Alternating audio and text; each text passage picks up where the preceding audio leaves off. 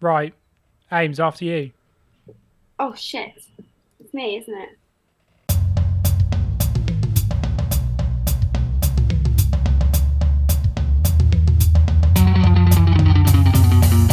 Hello, welcome to the podcast. I'm hosting today and I'm Amy Mayer. And I have a degree in comedy now, apparently, which makes me qualified enough to judge the category today. Okay, I'd imagine. argue almost overqualified, to be honest with you. Yeah, I am worried because I feel like this means I've got to be funny, like officially, I really should That's be. And I'm not. I'm not. You need Yeah. to give out cards. Have business cards, but like, I am funny. Here's a officially. copy of my degree. Here's You have I to laugh at am. my jokes. I'm legally funny. Yeah. Yeah, but I've got a little spiel, just a little one this time. Okay. Imagine a world with no laughs, no farce, no slapstick, no satire, no sitcoms, no stand-up, no pantomime, no burlesque, no absurdity, no camp, no drag, no one-liners, no improv, and no Adam Sandler. Sad, isn't it? That's fucking 2023, am I right? Cancel culture gone mad, isn't it? A world of no comedy is a world of no joy, and a world of no joy is a world with no purpose. And I was supposed to write in a funny joke then, and I haven't finished it. So this Hey. you caught me on an awful day. This category is greatest comic / comedian of all time. And what I've done, because I feel like it's quite like a vague, everyone's idea of what comedy should be is very different. So I've come up with a little ranking system as if we were playing top trumps. Okay.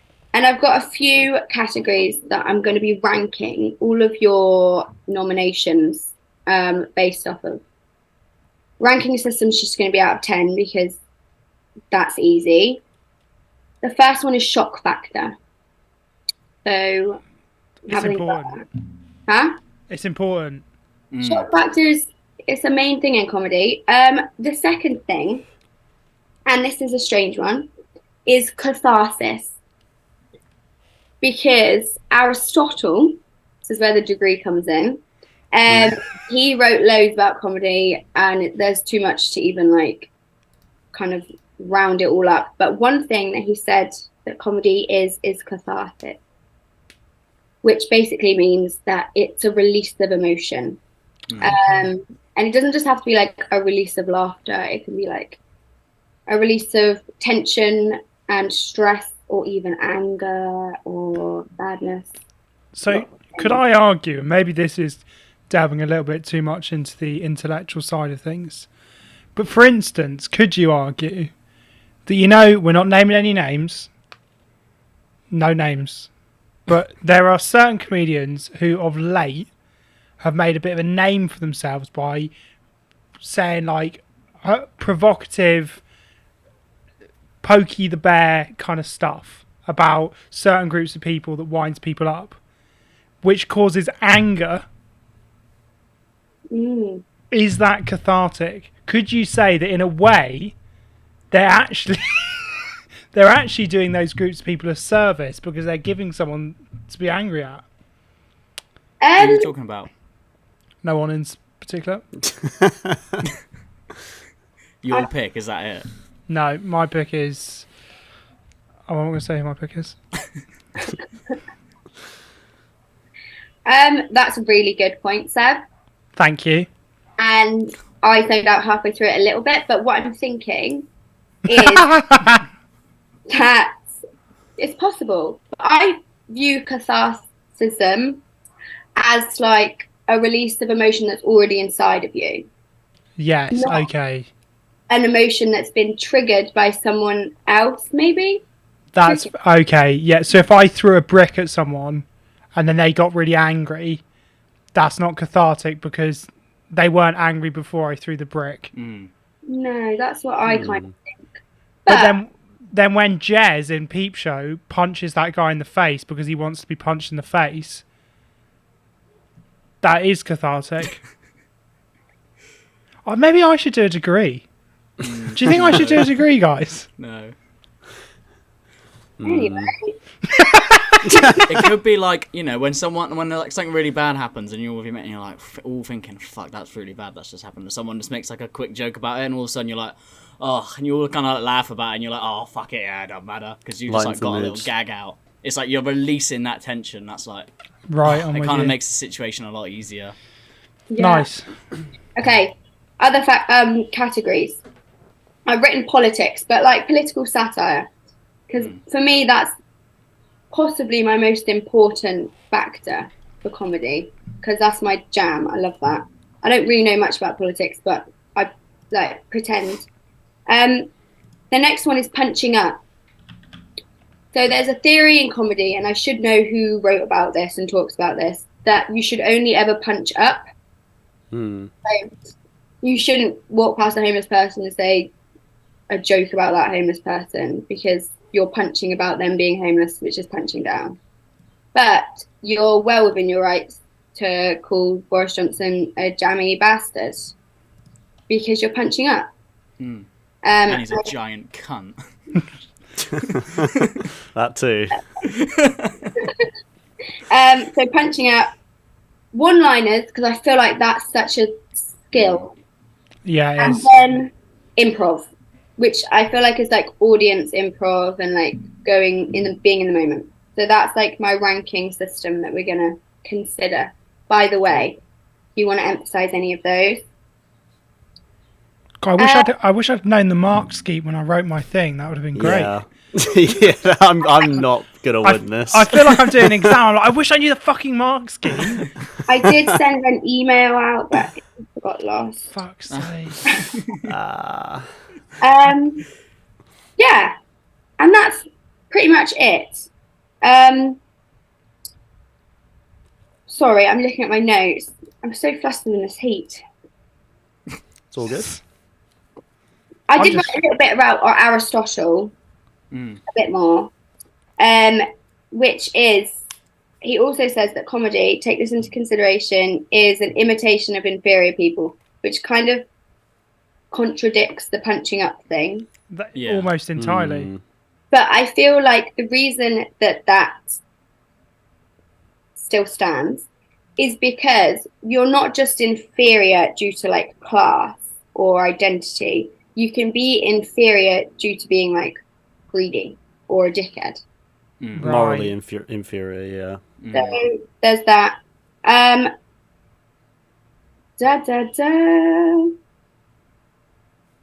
Didn't Aristotle think that smoke had a brain, Vinny? Yeah, you did say that. Yeah, was that Aristotle? Who Was thought that another that? one?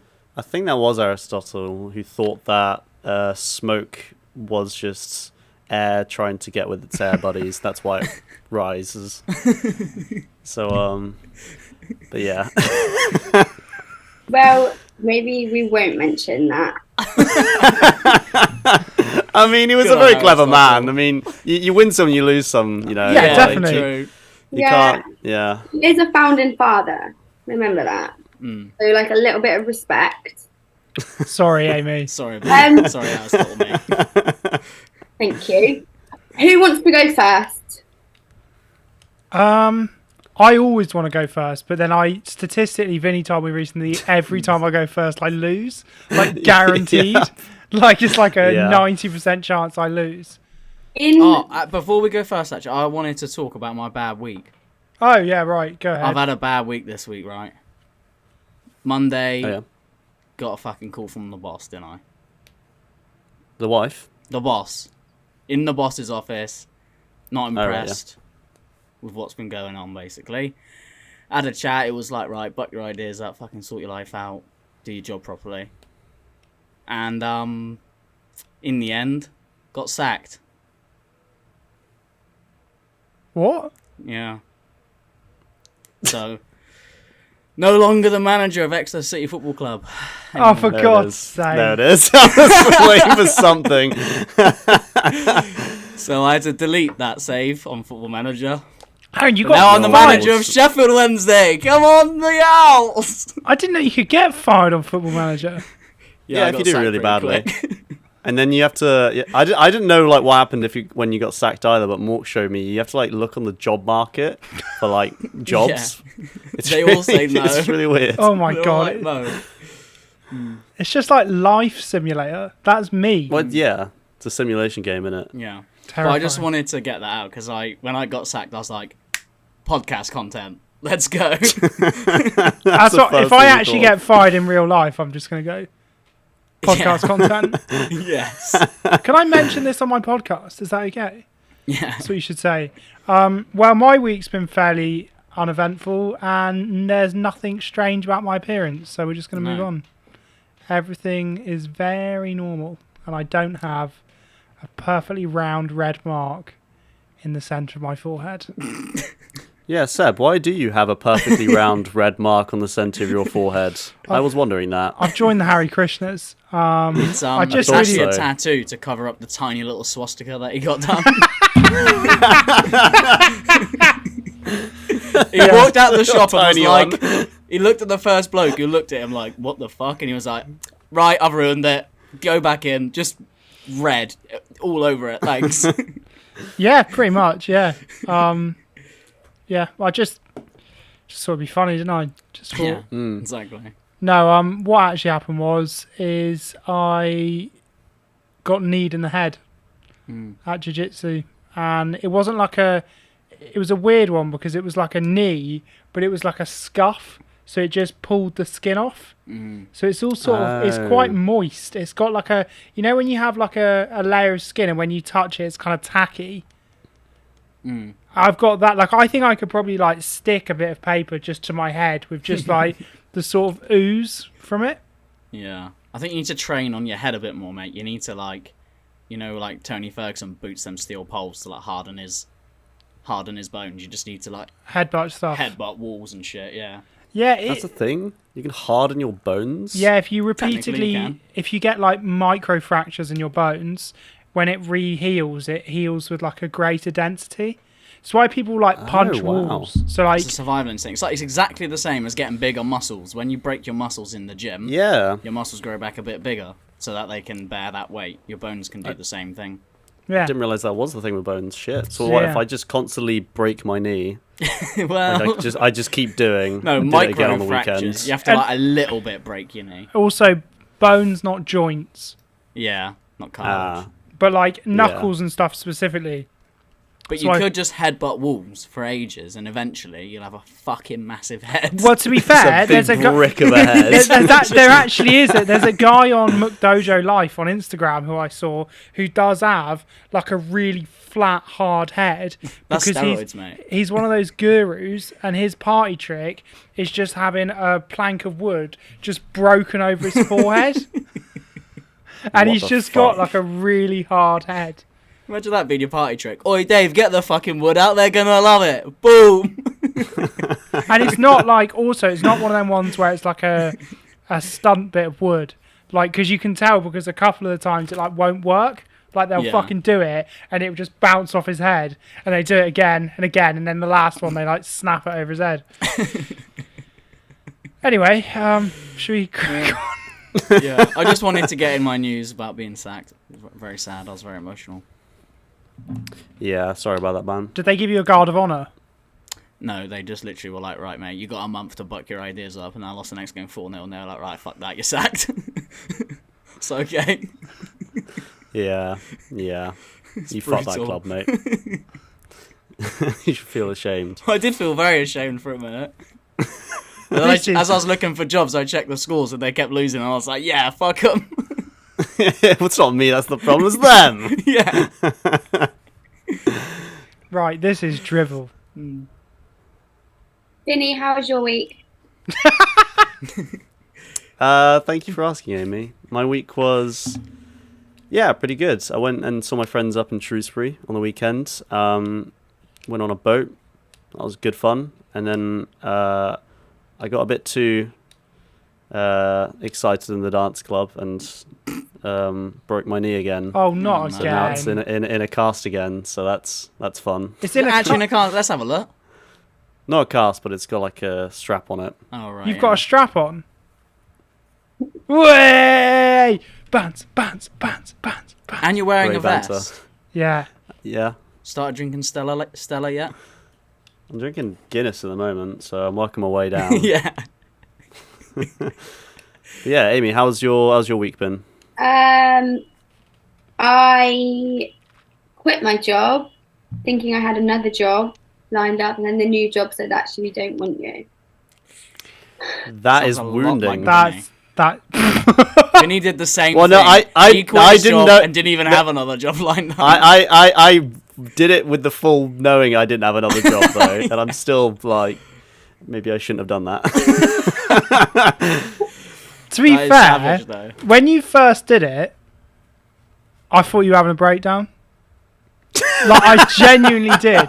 Like when I remember when you were like, "I've just quit my job," and I remember I messaged Mork and was like, "Is everything okay with Vinny? Why is he doing this?" And then I messaged you and was like, "Mork, Vinny, are you all right?" Like, Yeah. and you were like, "Yeah, I'm fine. I just did it." And I was like, "Okay." I thought it was cool. I was like, fucking power to you. I'd love to just be like, right, fuck it, I'm out. Just don't care. Be wicked. Yeah, my brother was very happy to hear it because I think he wants to quit his job as well, but doesn't have the guts to. Oh, mate, Exactly. you're gonna have a whole family of unemployed. But You're a people's champion, Vinny. Yes, but that is wounding to hear, Amy. That is really We'd all quit our bad. jobs. it's true. Yeah, And just do the podcast full time. Yeah. To be Split, like, fair, 30 quid a month. to be fair, if we formed like a conglomerate, Amy, you'd be bringing a lot more revenue than we are. I'd like to Yeah. form a cult. I mean, I'm halfway there with a fucking red circle on my head. So Yeah. the thing is with cults is it starts off fun, but it inevitably it goes like money. Then you all start wearing the same outfit, and then people start getting raped. And it's just it always goes the same way. Yep. mass suicide in the end as well. And then we'll all drink the Kool-Aid. Be a good way to go though, wouldn't it? Yeah. Be pretty fun. Ribena, probably. Would you? I think I'd go for the Oasis. What are we What summer talking about? fruits? If we all had to drink something in a mass suicide, I think Best I'd go for it. best red fruit flavored drink to kill yourself to. You need to go G2O. for a crowd pleaser, though, really, to get everyone on board. Mm.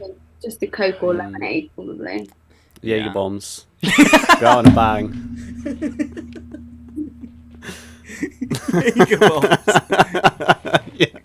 Get the fucking Jaeger bombs in, lad.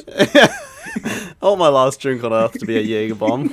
Oh my That'd be a good way to god, go. that's so stupid. Right. And we can put the poison in the middle. Yeah. Yeah. Oh yeah. yeah!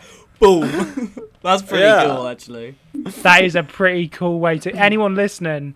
No. No, Seb. No, Seb. No, because I'm not saying that you should do it. I'm just saying if you're gonna do it, Yeah. you know, Yeah, Do it with style. fair. do it with style. Do it with style. Fair. But anyway, yeah. Should we crack on? Yeah, should we do? And yes, let's crack on. I was thinking in stand-up, you usually have the headliner laugh. I better go last then. So you put the worst in the middle, so that people kind of forget about it, and you want to warm people up, so you want someone pretty good at the beginning as well. That makes sense. Right, Seb, off you go then. Hang on, that's a compliment, isn't it? Yeah, you're saying I'm the worst. Yeah. That one. All right then, I'll take that. Okay. Who's Shall I- timing? Oh. Hang on, what are you? Sorry, Ames, what were you saying? I was going to say, shall I? Oh, you're announce- going to do an intro and then do the music from Mario when he gets the star. Yeah, I was going to do that. I've got my keyboard here. Okay. Seb, how do you want me to intro you? Mate, fucking What's your biggest asset, or something? probably big red. Extremely big- horny. Yeah, that extremely horny, big red dot on my forehead. Haven't killed myself yet. That's an asset. It is. No one should take that away from you. If you die before you killed yourself, in my eyes, that's a victory. You've won life. If you let nature take you, I think that's a win. Okay. Okay, big round of applause for our first act.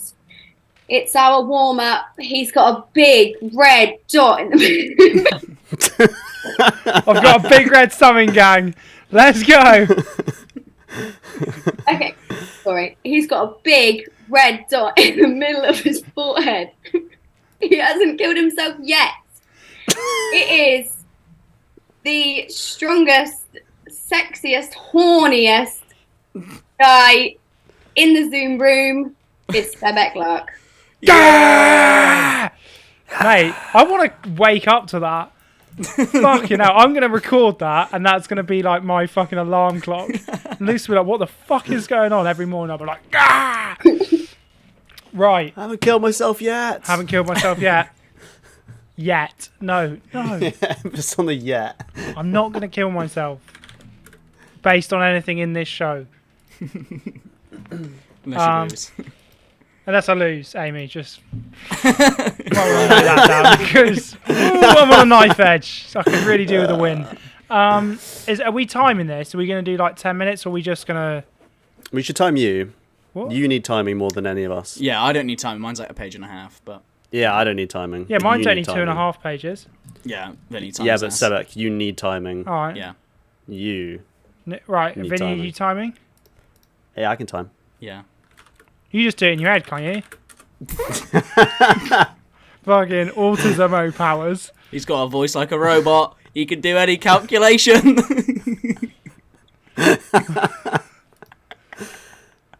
Yeah, I am ready, by the way, so whenever you want to go. Right. Look, I'm off. This is me. The train's left the station. Picking the GOAT comedian is obviously, I would genuinely say, one of the most difficult ones we've done because comedy is so subjective. And what you find funny is entirely down to your own experiences and ideals. So, like, you know, what I've been through makes me laugh at something that might not make someone else laugh at something. And on top of that, your taste changes and what some people found funny a decade ago might have become unfunny since. You know, I come up with a little saying, which is you either retire at the top of your game or live long enough to become an irrelevant transphobe. And on top of that, there's different styles. There's physical comedy, shock value comedy, technical comedy. Like, I personally think that one of the most... I sound like I'm talking about a sport here, but the most technically or, like, verbally talented comics I've ever watched, not live, I think, despite what people's opinions may be of them, is Dave Chappelle. I think that what he does on stage and how he does it is genuinely very unique to him. And I think the way he mixes in like current affairs and political issues while posing these like genuinely difficult philosophical questions is very, very funny. I particularly like his joke about living in a mostly white town that's been affected by the opioid epidemic in America. And he says that he knows how white people felt during the crack epidemic because he doesn't give a shit either, which I think is fucking great. I love great. Dave Chappelle. He's so funny. He's one of the very few American comedians I actually find funny. Yeah. Yeah. He also did a bit on Bill Cosby. About how he's like a rapist, but he also saved a lot of people, and he's like weighing up the two. It's very funny. On the subject of Bill Cosby, I quickly realised that I wanted to pick someone who transcended comedy, who really pushed barriers and opened doors. And obviously, if you're talking about that, Bill Cosby has to be in the conversation. However, you know, he did change the lives of ordinary black Americans for the better. He permanently changed the face of TV. He did loads to put African Americans on TV in America. And if you take away all the raping, Yeah. he is one of the GOATs. However, that isn't my joke. That's Dave Chappelle's joke. That's the whole joke. So I didn't want to do like an Amy Schumer and just steal someone else's joke. I wanted to do my own joke. So in the end, I decided to go for a true trailblazer. someone who broke down barriers, who changed the face of comedy forever, and, in her own words, the best comedian in her pay bracket, Joan Rivers. Now, I fucking love Joan Rivers. And for those of you who don't know, she was one of the first female stand-up comics ever to break into the mainstream TV, like, stratosphere. And she is widely regarded to be one of the most influential comedians of all time. Now, Joan was born in 1933, which is fucking ages ago. Why do I feel like she was like recent? No, she's old. So she was born in Damn. 1933 to Russian Jewish parents in New York, and she was a natural born performer. She was a very performative kid. She was quite gobby, and she starred in plays at high school. She left school to become a print editor and copywriter at an ad agency before deciding it wasn't for her, and she wanted to get into the performing arts. Now, she started doing plays on Broadway, and then she started to delve into stand-up comedy, regularly performing in the famous Greenwich Village in New York, which is an area known for being super out there, super gay, super progressive. It's like a very progressive neighborhood. Trendy. And this is like back then. Like, Greenwich Village has always been quite like a up-and-coming place. A lot of the early gay bars were in Greenwich Village and stuff like that. Now, at first, like a lot of comedians like myself, she struggled to find a comedic style that suited her. And I imagine this was even more difficult because she was a woman, and people probably found certain personas more grating and stuff like that. And, like, you know, you got to make a living. You got to try and find something that people can tolerate, that people enjoy. And that's part of anyone finding their sort of comedic voice. But eventually she actually settled into probably the most abrasive person she could pick, which was a super over-exaggerated version of herself, which is a sort of a brash, no-nonsense, bitchy New Yorker who just like runs her mouth on everything and just will say anything about anyone, specifically about celebrities, politicians, stuff like that. She was very well known for like becoming friends with people, and then the moment she became friends with that person, she then felt that that was like a license to just go in on them, like on stage. So she'd like make friends with some famous person and just be like, I'm going to rip the shit out of you once I get on stage, which is very funny. With this persona, she joined a cabaret act called Jim, Jake and Joan. She was the Joan. And she made a few TV and film appearances before being kicked out when she refused to take off a Republican badge at a rally dedicated to Bobby Kennedy. She was a Republican, and she was also just a bit of a poker, and she just thought it was quite funny, and she refused to take it off, and she performed while wearing a Republican badge at Bobby Kennedy's rally, and then was kicked out of Jim, Jake and Joan, which I personally think is quite famously Democratic? Yeah, Bobby Kennedy was a Democrat. Okay, yeah, I didn't understand that at first. Sorry, yes, I should have made that clear. Yeah, I don't know the ins and outs of American politics. at all. Who's Bobby Kennedy? Bobby Kennedy's Like... John F. Kennedy's brother. So I guess the equivalent would be like going to a very Labour-esque place in England and wearing a big conservative badge, essentially. Yeah, pretty much, with like David Cameron's face on it. Yeah, right. Being like, yeah, obviously, you know, swings and roundabouts. But after being kicked out of Jim, Jake and Joan, the three J's, she went solo and managed to bag herself a spot on the Johnny Carson show. Now, I don't know if you know about the Johnny Carson show, but Johnny Carson was like bigger than Jesus. He's like the biggest American TV host probably ever, probably still ever, really. Like, when you take into account the population then and the population now, like, his TV ratings were like, at some points, like, yeah. Nah. Who's a bigger host? Can't remember his name. I actually can't remember his name, but if I describe him, you'll get it straight away. Right. Massive British twat. What's his name? The Late Late Show with James Corden. Yes, I know you said James Oh. Cameron. Would have been a great joke if you got his name out. Oh, I couldn't fucking remember it. But I started shaking my head before I remembered his name. I was like, shit, is it James Cameron? Is it David Cameron? I was like, oh god, it's David Cameron. Well, so- Cameron. Other than James Corden, who no one could possibly keep up with, Of course not. he is like, I think at some points is ridiculous numbers, like 50% of the American public was watching the Johnny Carson show when it was on, like Yeah. unbelievable numbers. And she went on there and she just fucking killed it. Like, she was just like such a breath of fresh air, and seeing a woman make these like super brash, bitchy comments about celebrities and politicians, and especially herself, like she always ripped into herself, made her an overnight success, with Carson very famously telling her on air, Joan, you're going to be a star. And she was. From here, she guested on pretty much every late night TV show you can imagine. And this is back in the day when it wasn't necessarily people just coming on to promote stuff. Like late night TV shows, they would just bring people on to have like an interesting conversation. She did a lot of that. And then she even got her own shows, which is The Late Show with Jane Rivers and the Joan Rivers Show. And the Late Show with Joan Rivers was the first woman ever to host her own late night TV show. Really? Yeah, ever. Interesting. I think she held that record for quite a while as well. I can't think of another one. The only America is obviously you got Oprah and Ellen DeGeneres. But They're not late night. Are they're they? not late night.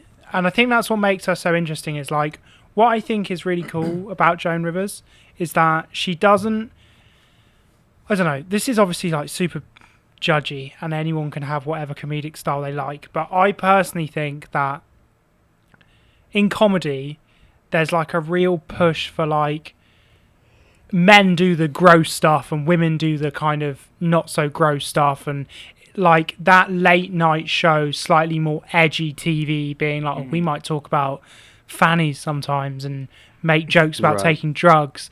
That was like entirely male dominated, and she was able to enter that whilst also kind of keeping her own image. Like, she was still very like made jokes about being a woman, made jokes about her own political beliefs and stuff like that. Like, she didn't have to, like, I don't want to say stoop, but she didn't have to like be one of the lads to like keep up. She like did it in her own way, which I think, no shade on anyone who getting anywhere is difficult. I'm not saying like if you do have to be one of the lads, that doesn't make you not talented or successful. It's just I think it's very impressive that she got to where she did by being like very herself. Yeah.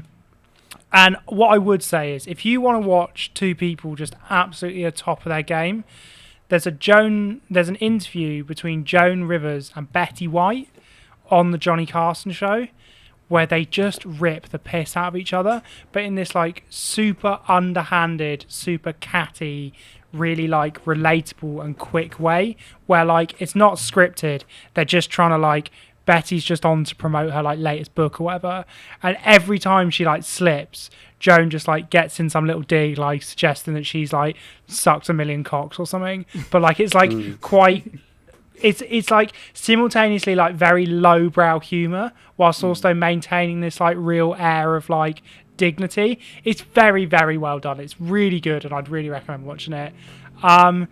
And Joan, like, she really, really did open doors. She was the first woman to have her own late night TV show. She was a pioneer in comedy, and she made some of the most outrageous comments you've ever heard. She said stuff on TV so that people now can say outrageous stuff on TV.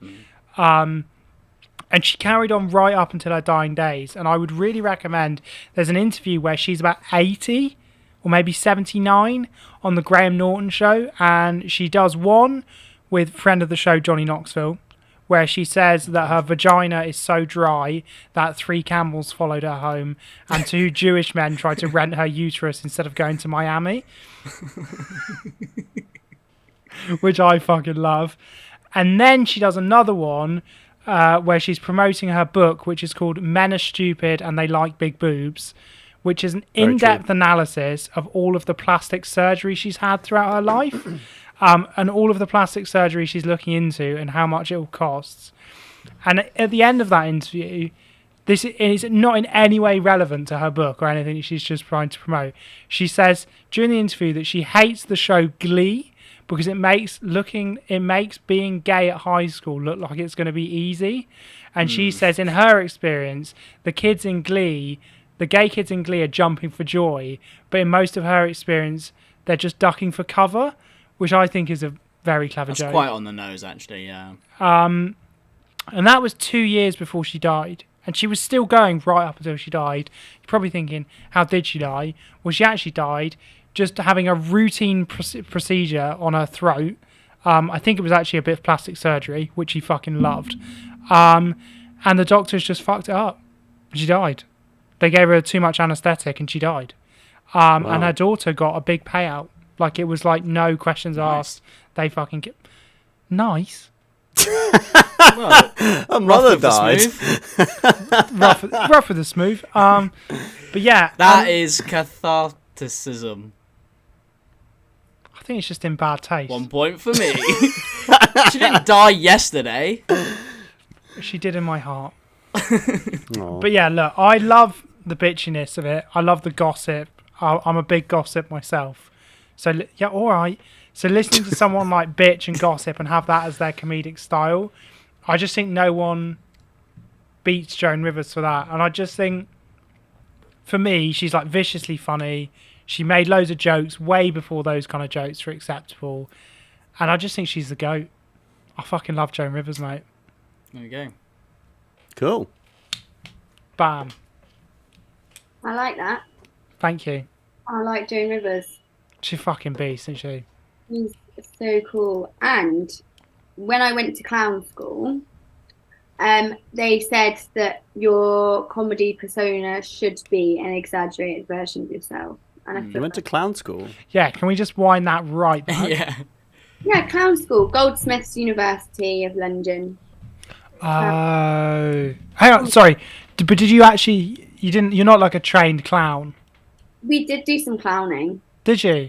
Isn't clowning quite sad?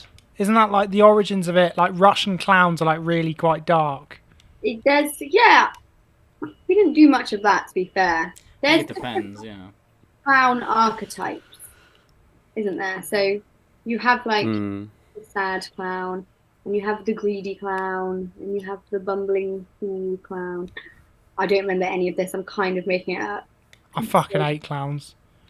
I can't do. stand them. Because you're a pussy, mate. You're scared of everything. I'm not scared of them. I just think they're creepy. They're not real. It's They are real. not real, mate. What do you mean that they're It's exactly someone with real? makeup on, isn't it? Yeah, It's but not they're like fucking a anyone's clown. gonna get ya. No. That's the They are Not the most real. real thing because they're actually completely real. It's someone dressed as a clown. A clown is a person with makeup on. So how can you say it's not real? Do you remember that like few months where everyone in America was like dressing up as clowns? I Just, do like, remember that. Yeah. terrorizing people. And there'd be like Yeah. people with axes. I remember seeing a video of someone getting a gun pulled on them because they were dressed as a clown, being a bit of a knob, and then backfired. Michael, think did it you was just only- get attacked by a clown?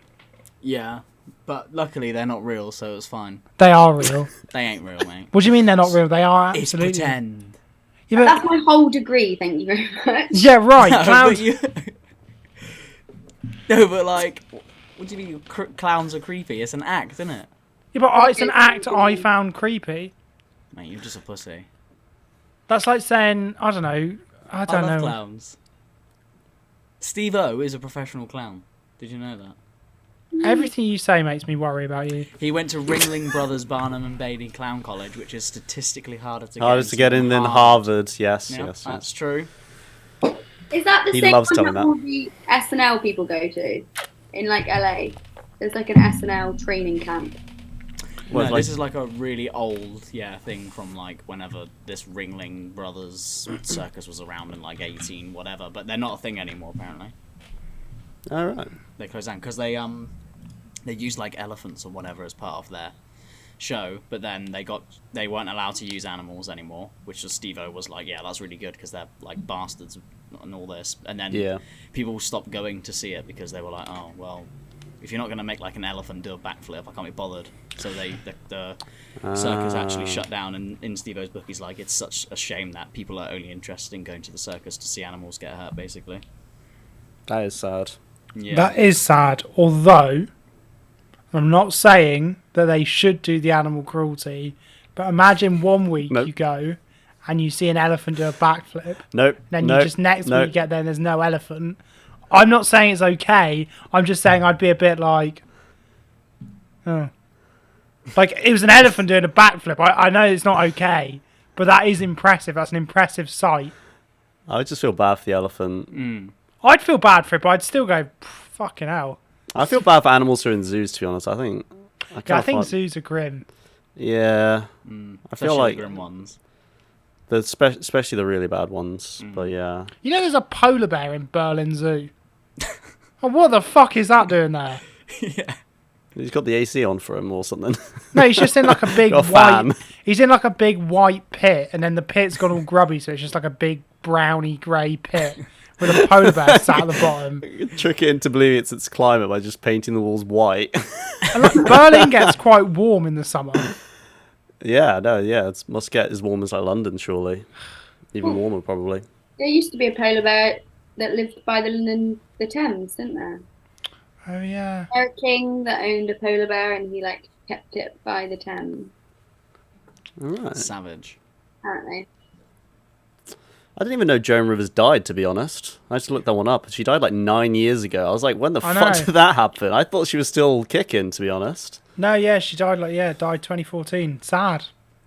Yeah. She also She was lived a like good life, I definitely. guess. She was still going as well. Like she wasn't like. She was still so switched on and so snappy. But then, Yeah. obviously, I don't know. I do also wonder how she would have fared in the last 10 years of the current way things are. I wonder Would if have thrived. Sure. Would have loved it, probably. she might have done.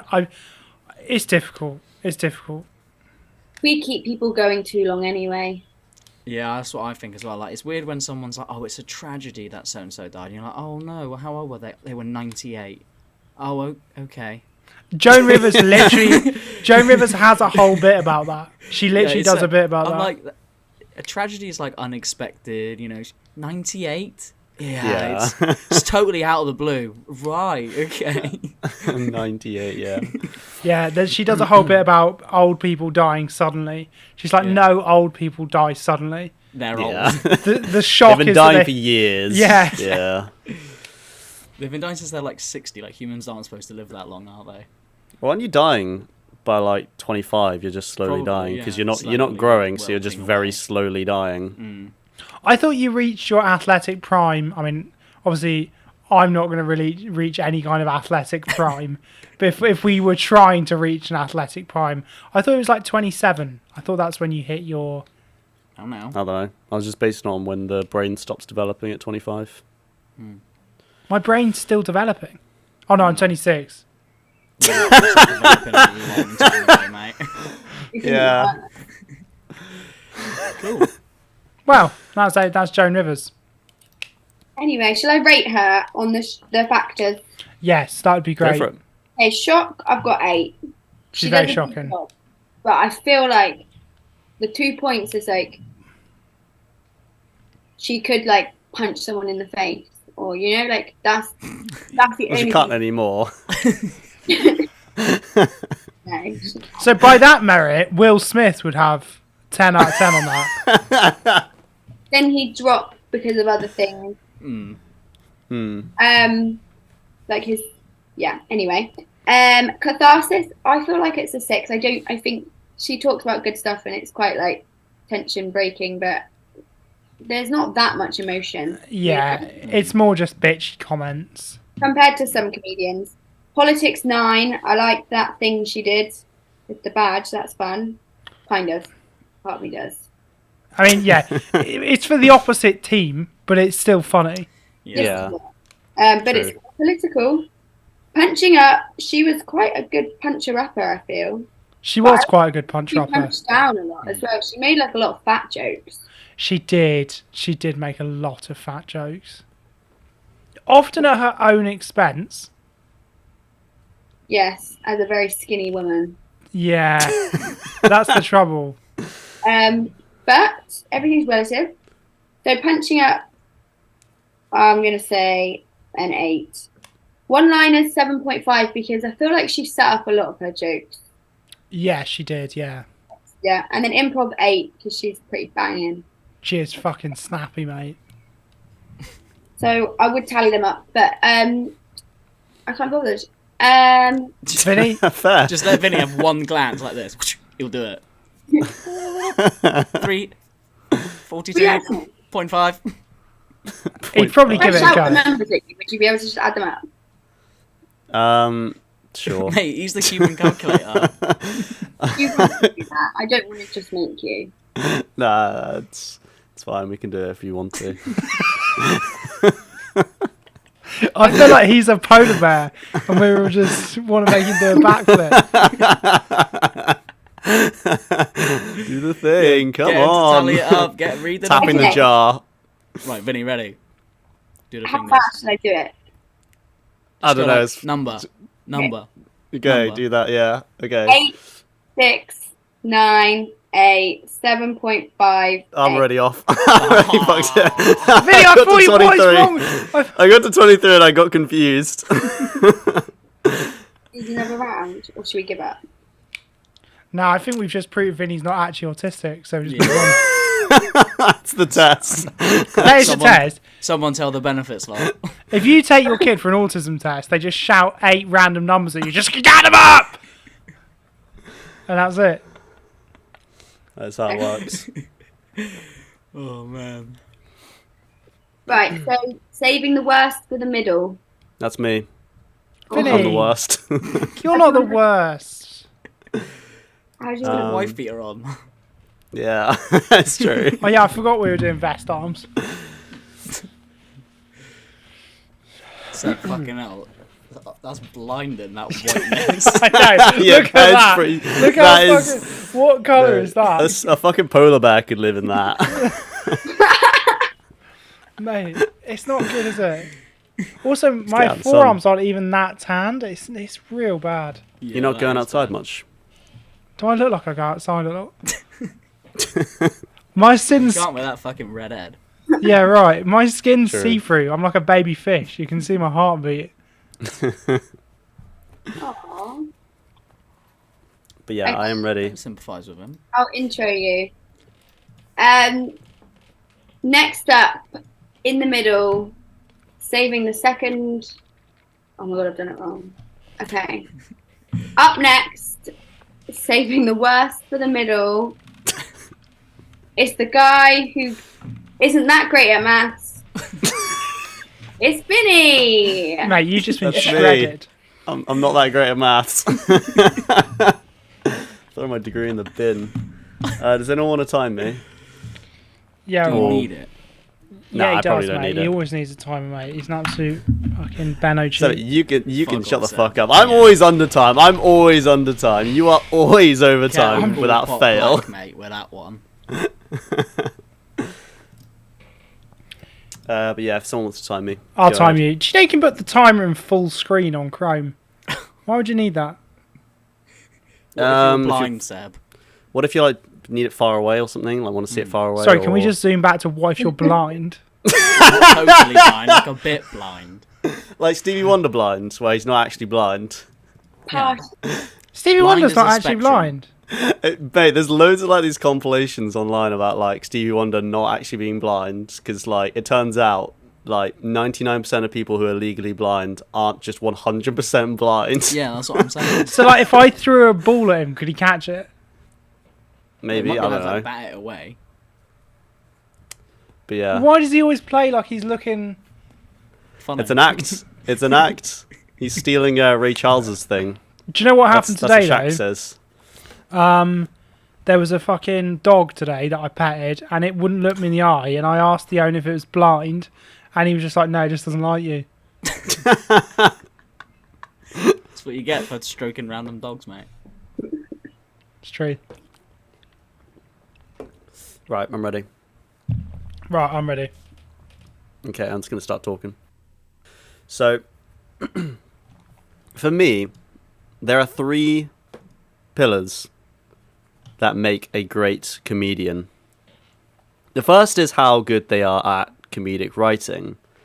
I would say everyone's least favorite comedian, Ricky Gervais, is a good example of this, having written for both the UK and the US office. Didn't write for the US office, actually. Oh, did he not? Executive produced. Oh, okay, I'll retract that. But he's written a lot of funny shows, like a lot of really funny shows. And the next one I would say would be comedic acting. And speaking of The Office, I would say Steve Carell as Michael Scott is one of the funniest characters in all of TV history. He never won an Emmy for that. Yeah, that is pretty sad to be fair. Wrap your head around that. Yeah. Yeah. Biggest robbery.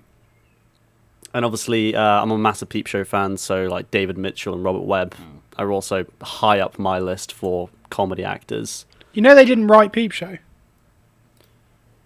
They don't write any of it. No. But they act in it, though. Yeah, they act in it. They just never wrote it. Yeah, that's actually really surprising. I thought David Mitchell would have at least written some of it. They wrote that Mitchell and Webb look, but they never wrote Peep Show. Oh, really? Wow. Who wrote Peep Show? Your mum? Yeah, they did write it. Because a collective. Oh. David Mitchell, Jesse Armstrong, Robert Webb, Andrew O'Connor, and Sam Bain. I thought they got cast in it. Fake news. I should have picked Donald Trump. He's a funny guy, actually. Oh, mate, I was going to would have been a good pick. I was going to do a whole political thing. I was going to just talk about how, like, fucking, I don't know, Theresa May's an absolute joker because she just did all this really... That dance. Yeah, but I didn't do it. Unintentionally hilarious, yeah.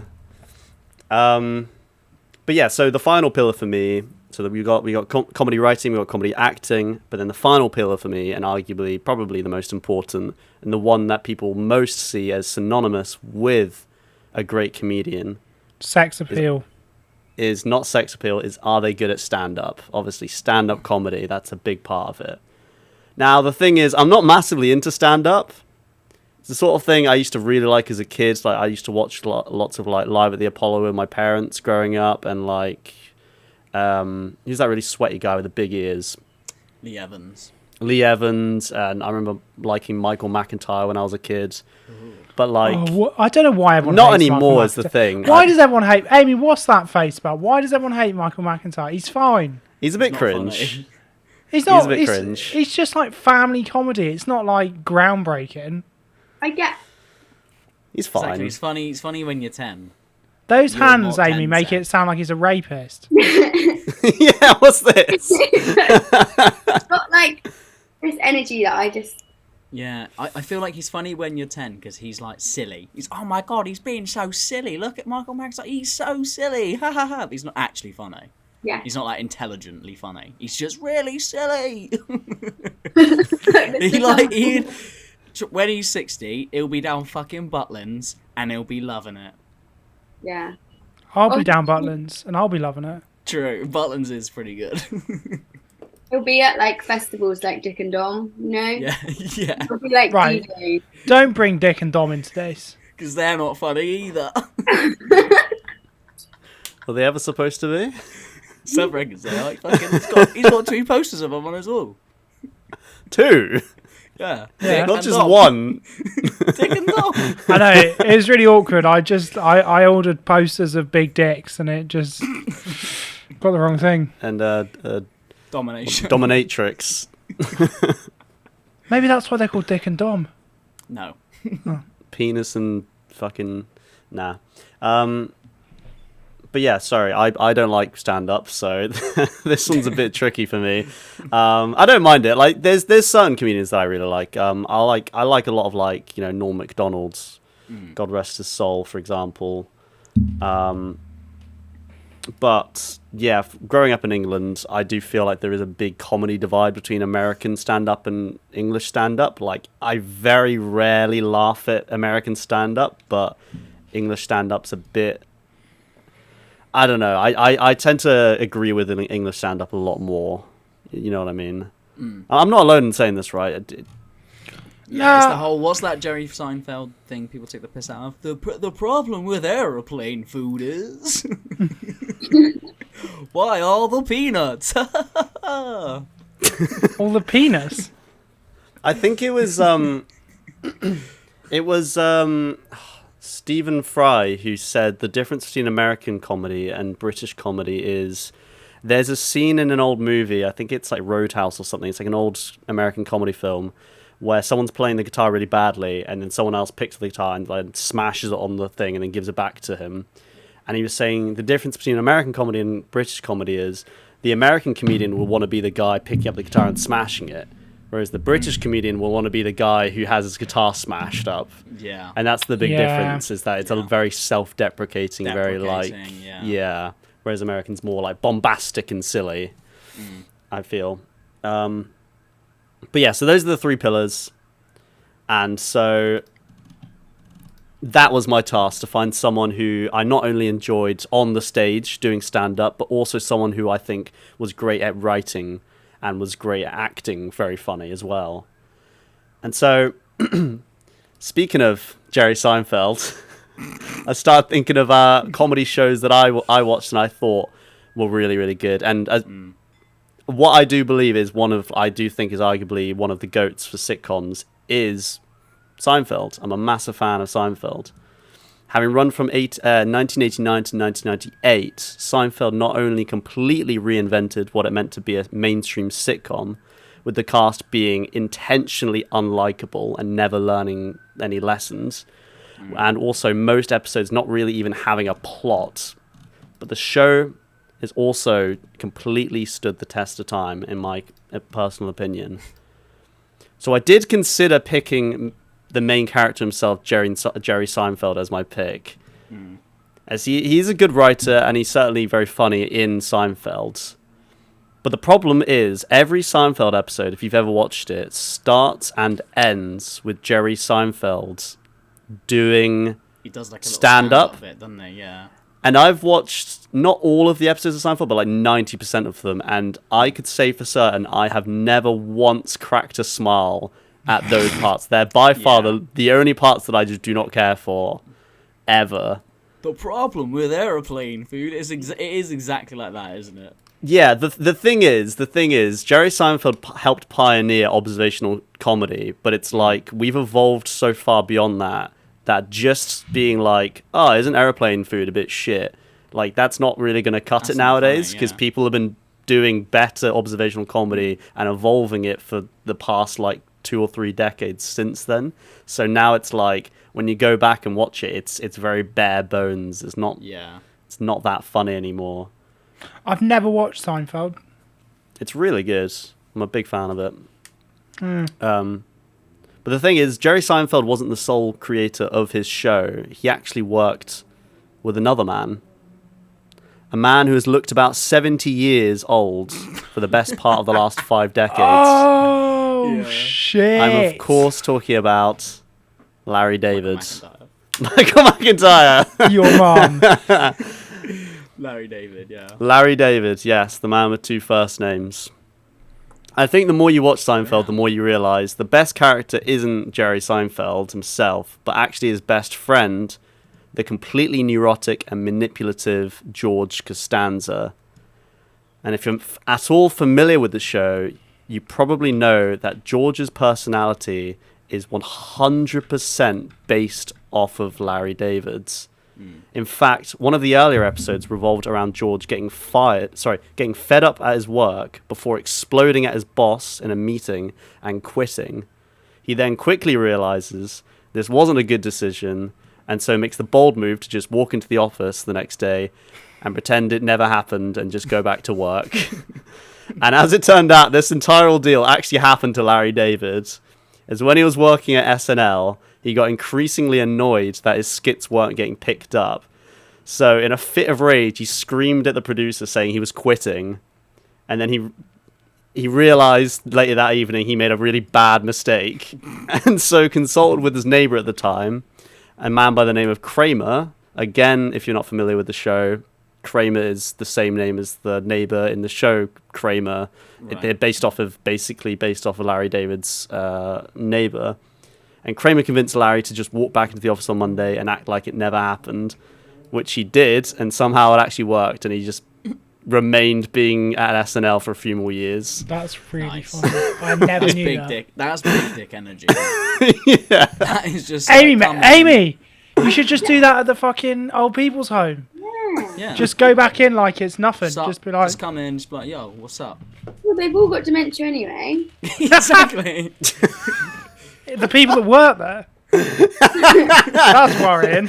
For dementia, by dementia. So yeah, the whole show is full of moments of George acting extremely erratic and then having to pay for his crimes in hilarious ways. All thanks to the excellent writing of Larry David. And Seinfeld remains one of the best sitcoms of all time because of him. So I'd say he's a pretty good writer. But can he act? Well, yes, he can. So after the conclusion of arguably the most popular sitcom of all time, Larry decided to try and make his own sitcom in a very similar style. Like how Seinfeld centered around Jerry Seinfeld playing himself, Larry's next project, Curb Your Enthusiasm, would be the exact same thing, but Larry David playing himself this time. And now, if you haven't watched as much if you haven't watched Curb Your Enthusiasm, sorry, I've read that really badly. Now I haven't watched as much Curb Your Enthusiasm as I've watched Seinfeld, but what I have seen, I can safely say I genuinely think is even funnier than its predecessor. Larry David is the smallest, pettiest, most neurotic man in this show, and every scene he's in always ends up with the funniest outcomes. I could best describe his character with the phrase, "You may be correct, but you're still an arsehole." He's the type of character who says what we all sort of think deep down, but we're not actually going to say because of the social repercussions, but he always has to say it anyway, and he gets into a lot of shit.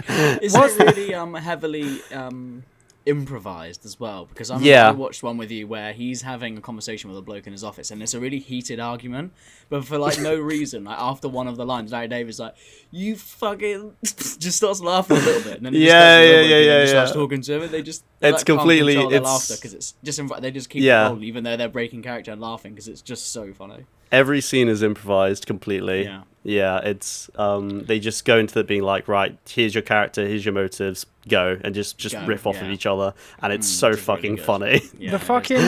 The bit where he realizes he's gonna look like a paedophile, so he jumps out the window of the bathroom. Oh yeah, that's fucking fantastic. God. That's so good. I love that bit. Needless to say, his writing and acting in this is incredible, and somehow it's still a show that's still going on. I think it's a fantastic show, and I'd say it's his best work ever. Curb was also the first to do the whole let's just pretend this is a real documentary with real cameras type of show, which was then later emulated in things like The Office and Parks and Recreation. Yeah, mockumentary style. Is it? I never knew that Curb was a mockumentary. Yeah, they're following like Larry David's life. The first episode, like the pilot, way more leans into it, whereas it doesn't forget about the fact he doesn't look directly into the camera and go like but the first episode's 1000% like is a mockumentary, and like it's all a the little people bit like The Office, where like especially the US version, where like the first series they're like directly talking to the camera all the time. And then the later series is kind of just like watching a random sitcom, and you're like, why is the documentary crew like filming this guy in his bedroom at his own house? Like this, they would never do that. That's silly. Yeah, when you think about it, it gets a bit silly. Yeah, they kind of forget about it. Yeah. Well, the only thing left to tackle on these three pillars that I discussed earlier is stand-up comedy. Without going too in depth with it, I did watch some of his stand-up, and I found it really funny. Which is surprising because he's American. Yeah. The thing is, his style is, I'd say, way more akin to British comedy. I would probably describe it best as like just American Jewish comedy, in that it's really self-deprecating, it's really dry, and can get really dark at points. But I fucking love dark humor, so that's just right in line with what I'm into. Stream, mate. So yeah, that's why I think Larry David is the greatest comedian of all time. He wrote and starred in 2 of the best sitcoms of all time. And although he doesn't do too much stand-up anymore, whenever he does do it on occasion, he absolutely kills without fail. Nice. All right then. Googling him. What's the music from Curb? That's not good. What's the music from Curb when it's like? Dun, dun, dun, dun, dun, dun, dun, dun, dun, I love that. Those videos that's like Curb Your Ex on YouTube, where it's like someone's like going off on someone and then they realise they fucked up, and then it's just like bum bum bum. Yeah, I love those memes. That's so good. Yeah. It's very hard to judge when I don't know who that is. You don't know who Larry David is? No. Well, when I googled him, I was like, oh, it's the guy of Community, and then I was like, oh no, it's not. Oh No, no, that's Chevy Chase. Chevy That's Chase. the other old guy. Isn't Chevy Chase a bit of a wrong un as well? Didn't he do some bad Yeah. stuff? Well, he's a racist, sexist, everythingist. He's I know, just but didn't he do he's some just a bit of bad an awful stuff? person. But raping. It was a joke. It's the comedy episode. Fucking hell. Come on, Seb. I don't get the joke. Too far, mate. What? He's a raper, Seb. You can't. That's not funny. Not cool, man. It's cancel culture gone wrong. I'm gonna go and In get the a hood. fucking job on global fucking what's it called? Like British News, whatever it's called. yeah, what? GBN or something. GB News. That's it. Well, you did get your Nazi tattoo covered up, so.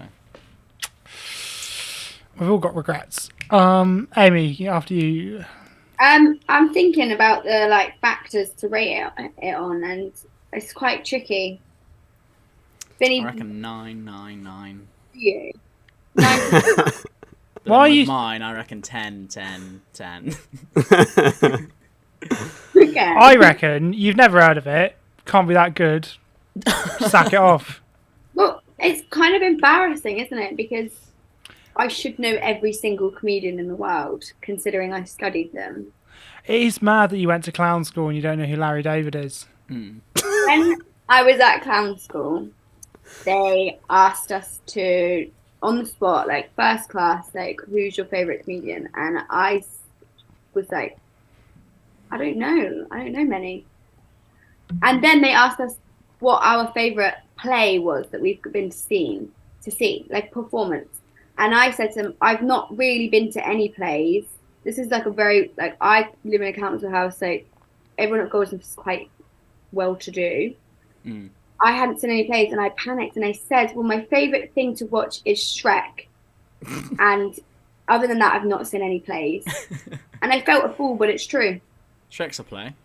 Shrek is a Yeah. play. It's a tragedy. But I've never seen a play. Maybe we should all go and watch a play together. Shrek We'll fly you out.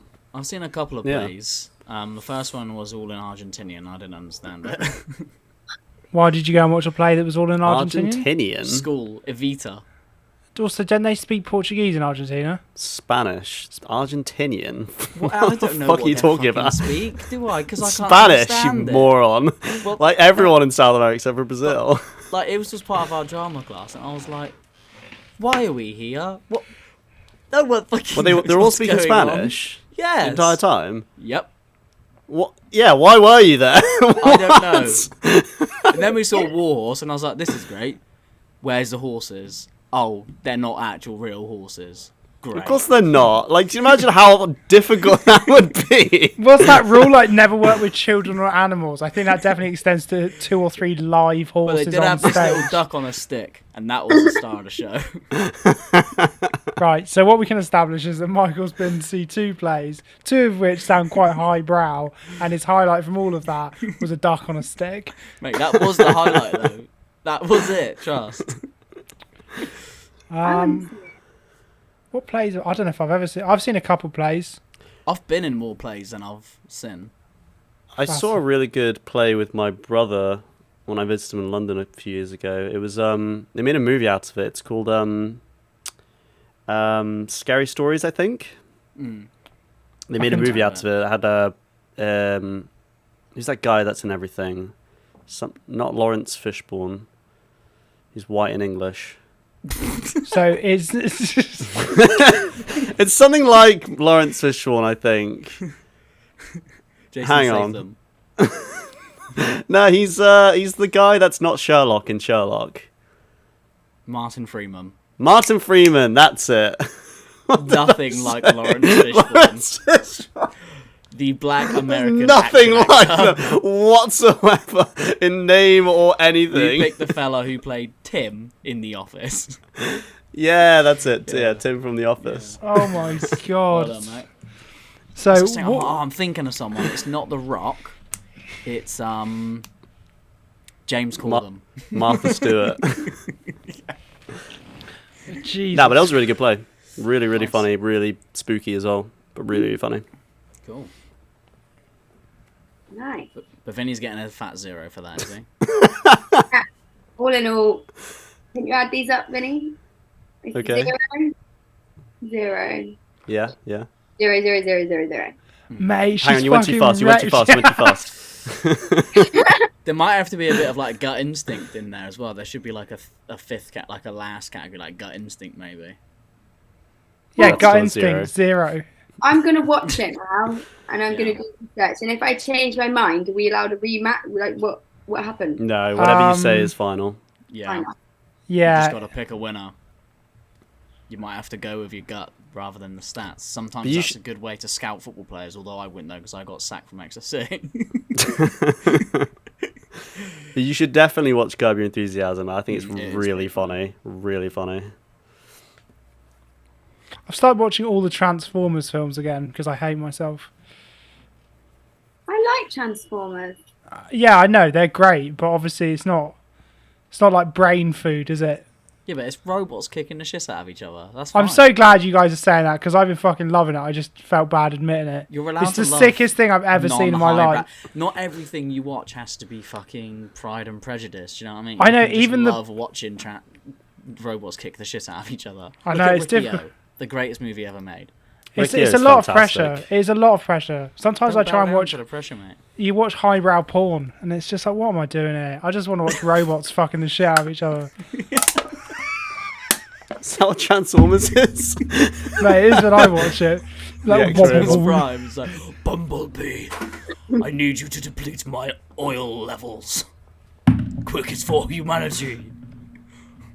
and then as he comes, it makes that noise from Transformers where it's like. Yeah. Oh, yeah. So Imagine stupid. robots having sex. I do. I imagine They that will most one day, they will evenings. one day, when they One take day I over, will mate. have sex. One day I will have sex. No, robots are little. Mate, AI and shit, mate. Just trust, it's gonna happen. I mean, when you have sex with a sex toy, are robots having sex? Yeah, well, yeah. Well, I mean, sex is being done to it. I don't know if it can consent. What do you get to do Which with is them? a bit of a dark. When the What if robot you get- uprising what if you happens, get they'll one of remember them, this. Like really high tech, like sex dolls, and one of them fuck machines, and just make them do it. That's robots having sex. I did. Oh, put them recently- together. Mm. Ah, yeah. I did recently see a video, and I don't know what. It must have been a promo or something. But you know those flashlights?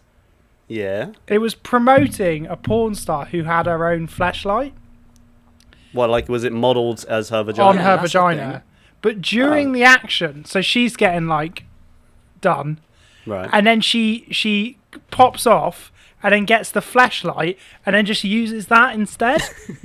And I was like, you know, I'm sure it's good, but it's not. I like, can't would believe it's not butter. And then this is the highlight for me. I thought this was incredibly innovative. She had another one that looked like her arsehole, that was modelled on her arsehole, and she shoved the flashlight that was designed on her arsehole up her own arsehole. What? So the Is that how guy, you're supposed to use No, it? she didn't. no, the guy was fucking her arsehole. He was fucking a model of her arsehole that was inside her arsehole. What the fuck?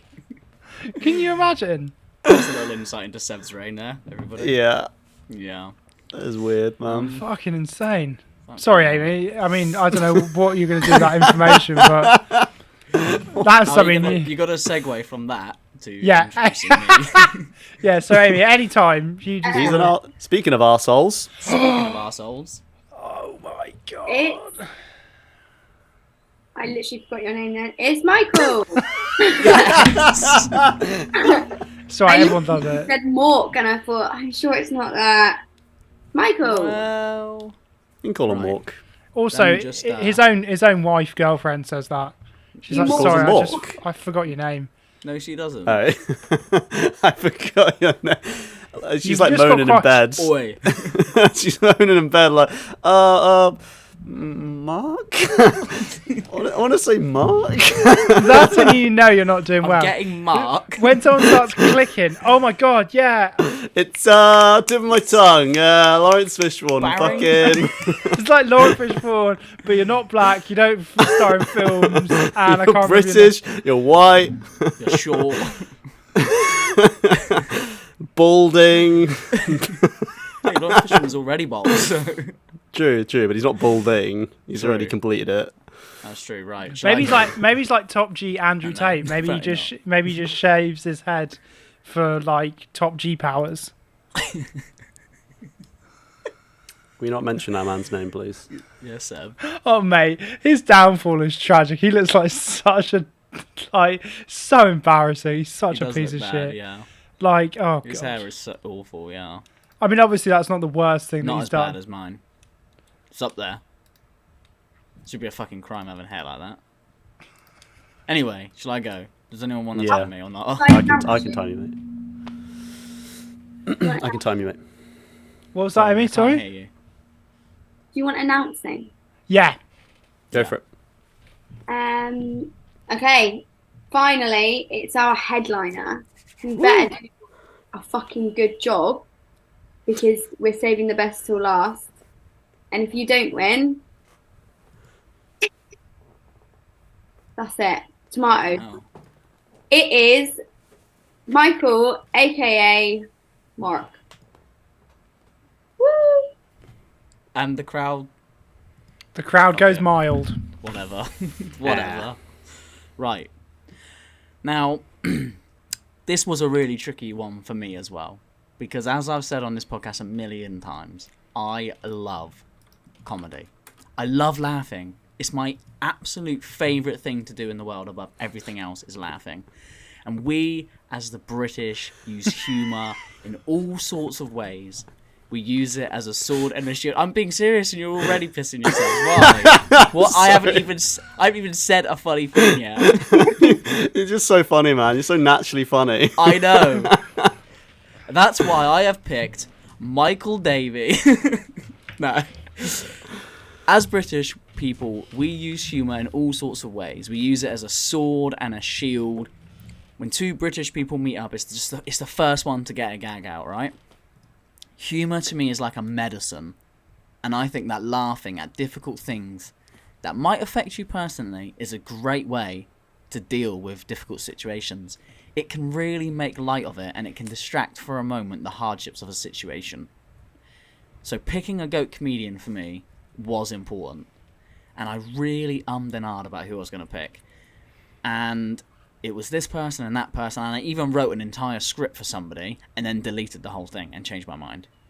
And I won't say who it was because I don't think they're a GOAT on reflection. Because it rhymes with Cradolf Schindler. No, Seb, I wasn't ghostwriting a script for you. Oh, get fucked. Oh, hello. Sassy. That was me batting back your... Arsehole. But yeah, I wrote a whole script for somebody, I deleted it and changed my mind. I don't think they're the GOAT on reflection, obviously, because I haven't picked them. But they are good, and you know what? They are a great writer as well of comedy, and you'll guess who it is when I just go like this. Pick Seth Rogen.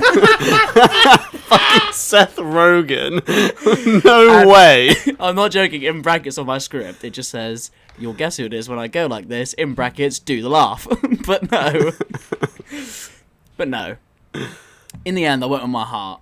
And the person who has made me laugh the most and also moved me the most as a comedian and a writer, and that person is, of course, British icon, TV icon, 7-time BAFTA winner, 2-time Emmy Award winner, and a man who has won 3 Golden Globes.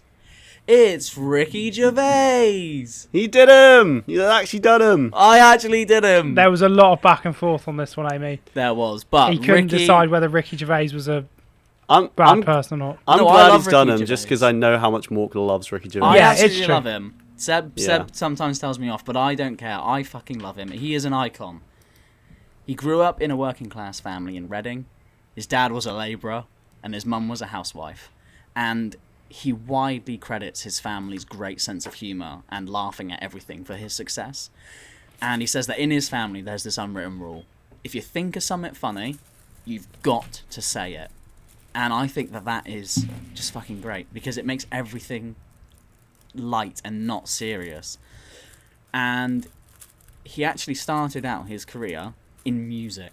He became a signed pop star, which obviously failed. If you've never seen his band pictures, just Google Ricky Gervais pop star. It's pretty funny. That was real. Yeah, that Yeah. was real. He got signed to like a £500,000 deal. Came home and told his mum, was like, "Oh, I fucking signed." Like a month later, it was cancelled, and he was like, "Oh shit." Later, you'll get cancelled for a different reason. Ooh. That's foreshadowing. Oh. But then he got into radio, and he was on the Channel 4 show, the 11 o'clock news, and he started to gain a little bit of attention for his comedy. But really, he got his big break into the industry, and he cemented himself as a star forever in 1999, when he made a short film for the BBC called Seedy Boss. And this short film called Seedy Boss was picked up, and a 6-episode show was given the green light and would go on to be called The Office. The Office was co-written and directed by himself and Stephen Merchant, and it starred Ricky Gervais as the boss and one of the most recognisable characters in British comedy history, the boss, David Brent. The Office was an absolute smash hit. It ran for 2 seasons and had a 2-part Christmas special. So this is one thing that Ricky does with his shows. He doesn't flog a dead horse. He lets it run only the amount of time he knows it's going to be funny. He doesn't let like 10 seasons go by and the last 6 are shit. He doesn't let the joke go on too long. Like the US Office. Exactly. It is one of the most on-point and beloved comedies worldwide. And obviously, it did get a good American remake, which was executively produced by Ricky and Stephen as well. And, I didn't know this, it was the first British comedy ever to win a Golden Globe. Really? Ever. Yep. And it also won countless other awards. And that's it. Ricky's career has taken off in an incredible way. He's now a household name.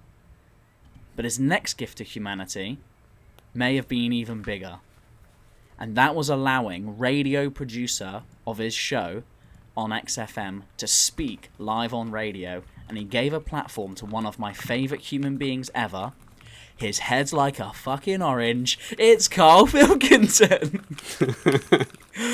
If the only thing Ricky ever gave the world was Carl, he would automatically be the GOAT anyway.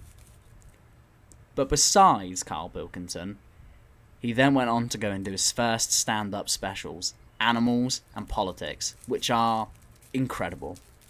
I fucking love Ricky's stand-up, and I've watched all of his specials multiple times, and they never fail to make me laugh, even though I've heard the same joke like 50 times. Nothing is off limits, and he finds humour in the worst things, and often has to explain that sometimes making a joke about a bad thing isn't as bad as the bad thing. If you're trying to make somebody laugh, it's that whole ethos of if you think of something funny, you've got to say it. Comedy is a medicine. But it's not for everyone, and I totally understand that. And he gets that as well. If you're easily offended and you don't like these things, that's fine. Don't watch Ricky Gervais comedy, you will not find it funny. And in one special, he actually talks a little bit about this and says about how when people get offended by what he tweets, and he does this great bit where he says, he can't understand when people get offended with what he tweets. When he tweets, it's just out there. It's not at anybody. It's just in the ethos. And then what you do is you choose to read that piece of information, then choose to not like it. That's like walking into the town square, looking at the notice board and seeing a notice that says guitar lessons. Pick up your phone, call the number. Boop, boop, boop, boop. Hello? Yeah, are you doing guitar lessons? Yeah. Well, I fucking want them! And that's the point of Ricky's people being offended. But it's not for you. Don't worry about it. Don't read it. The people that it's for will pay attention and laugh. And that's okay. That's part of comedy. I don't want to step in and I like Ricky Gervais. I really do. Yeah. But I feel like we take on the big issues on this show. We might fuck about a bit, but we do, when it comes to it, we have to talk about it.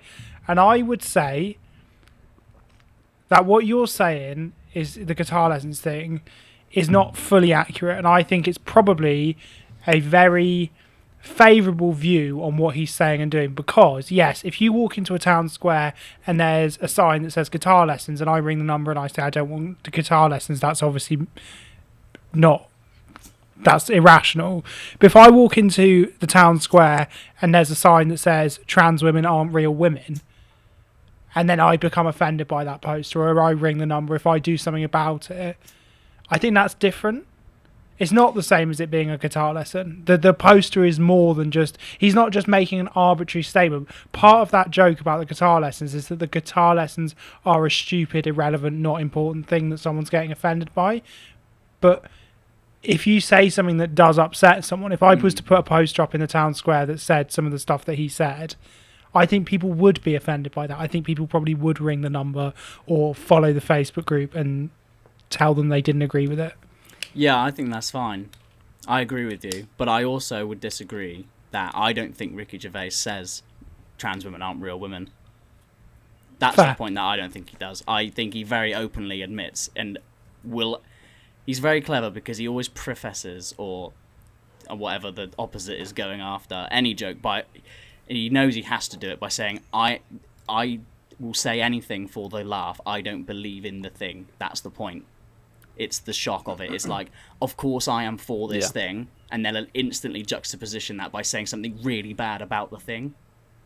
But that's the shock of it to make the thing laugh. Like, he is not an inherently bad person. He campaigns for animal rights to the up the fucking wazoo. Like, he hates trophy hunting and all this stuff. Like, he's just... I think he's a very human person. I think he genuinely, like, doesn't hate anybody, even though he makes jokes that might...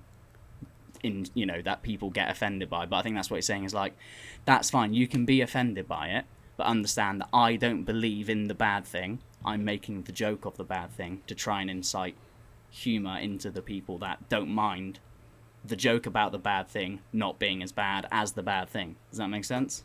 To get a reaction. Yeah. I get that. But to me, it's right on the nose. And, like, yeah, stuff like this isn't for everybody. That's just how comedy goes. But it doesn't mean that's not funny. It's just not funny for you. And if you don't enjoy it... but if you do enjoy what Ricky says in his jokes, you won't just enjoy it, you will fucking love it. I feel like if you're a Ricky Gervais fan, then he is probably one of, if not your favourite comedians. There's kind of no in between. You're not like, oh yeah, he's alright. You either fucking love him, or you're just not interested, can't stand it. I'm quite mild about him. I like him, but I don't... Yeah, I don't like all his jokes, kind of thing. An emotionless robot. But Amy, what are your normal people? Amy, what are your thoughts on Ricky Gervais? Because obviously, you're probably more connected with the comedy world and the more like, I don't know how to say it, but like you're more in touch with what people feel like about these sort of topics. Like, what's your opinion on someone like Ricky Gervais?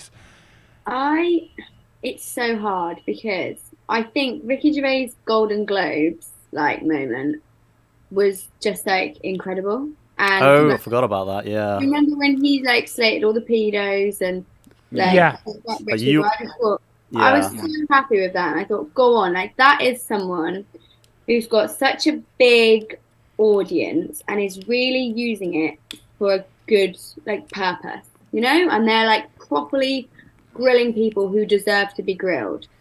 And I think so much that he's done is amazing. I do think he's amazing, but my issue with his most recent stand-up, which is like the one that was on Netflix, it was on Netflix, is that what he's basically made like a whole hour and a half of content that is him being offended that people are offended by him.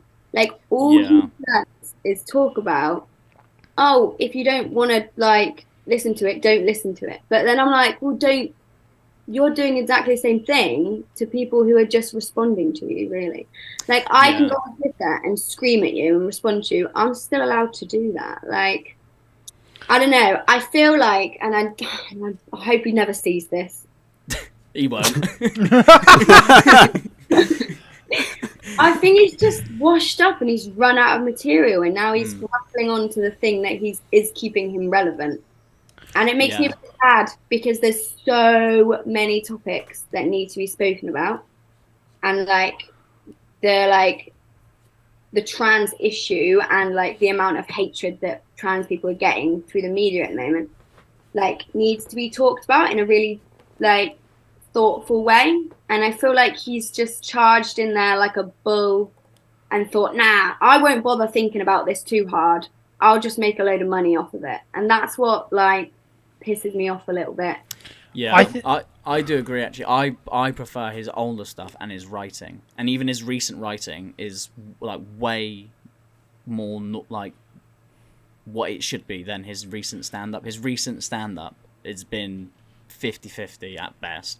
Because there's some great moments, and there's some moments of like, alright, that's the same joke as the last joke. Before, I feel like it was a different joke, and it was attacking a different thing every single time, and it was like, that's really fun, that's funny. But there's been the same joke twice in a row, it's not great. But he's got a new one coming out soon, so it'll be interesting to see what the new direction is. I feel like he potentially has done that thing that, like, you know, people say about like rappers and stuff like that, like once you've been out of touch for so long, like once you've been rich and wealthy for so long, you struggle to like make observations towards like the everyman. And so like I genuinely think if you had a room full of celebrities watching his comedy special, I think they would all think it's hilarious because they all deal with those issues all the time. But like he's making a joke about like, oh, why can't I just say whatever I want and people always try and respond to it? That's only relevant to him and another maybe, 0.1% of the population who have that problem. To the rest of us, it's just like, well, who fucking cares? And also, I think a lot of people, myself included, maybe rightly or wrongly, but I do think I can say this in a way because my day-to-day job is in the public eye. It comes with the territory now. People know. If you say stuff, if you gain a platform, people are going to hold you up to a standard. They're going to tweet you. They're going to get angry about stuff you say. You know that. So it kind of does my head in when people are so, quote unquote, shocked by it now. I'm like, yeah, maybe 10 years ago, maybe that was a bit confusing. But now, really? Are we still going like, oh, people are so melodramatic? Like, I don't know. The thing is, though, and I'm going to talk about this now, is his stand-up isn't even a strong point. Not by a long stretch. And his stand-up isn't even the reason he's the greatest comedian of all time. It's his comedy writing. And his comedy writing, to counteract your point, Seb, is actually very connected. And he's not removed from society in the slightest. Because back to his writing, after these couple of first stand-up shows, which were actually amazing, he then went on to direct and star in Extras, which was another award-winning and groundbreaking comedy. It's another absolute banger and features guest appearances from some of the biggest names in Hollywood and celebrities around the world. But, in my opinion, the best two shows he has ever written, directed and starred in are Derek and Afterlife. And these two shows prove why he is the GOAT. Derek, for me, is an absolute masterpiece, genuinely, of television, regardless of the genre. It follows Ricky, who plays an autistic man who works in a care home, and not only is it fucking hilarious, because it is hilarious, it is incredibly moving and thought-provoking, with the challenges that the characters face, the funding cuts to the home, and genuinely will move you to tears. Each character has its own individual battle going on in life. There's like a working class girl who's got trouble with like juvie or whatever, and one part of her community service is to go and do stuff in this, and she's like, oh, fucking old people don't care. In the end, she like fucking loves it. The care home's being shut down, and this woman's working 65 hours a week, only gets paid 40, and just giving all the stuff to it. And it's a really moving show, and if you took all the jokes away, it'd be a groundbreaking like drama. But 50% of it are on the nose hilarious jokes that everyone can laugh at, and it is incredibly grounded. It's real. The characters are amazingly written. And if you've never seen it, you absolutely must. It will genuinely change your life. Derek is one of the best television shows ever made. And then you have Afterlife, which is his most recent TV work, and it is almost just as good.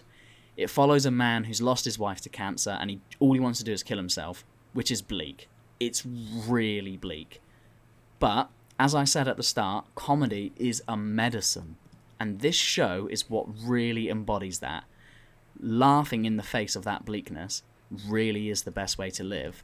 And that is actually the character's journey through the show. Is he's just like, I can just say whatever I want now, because like I don't want to live anymore.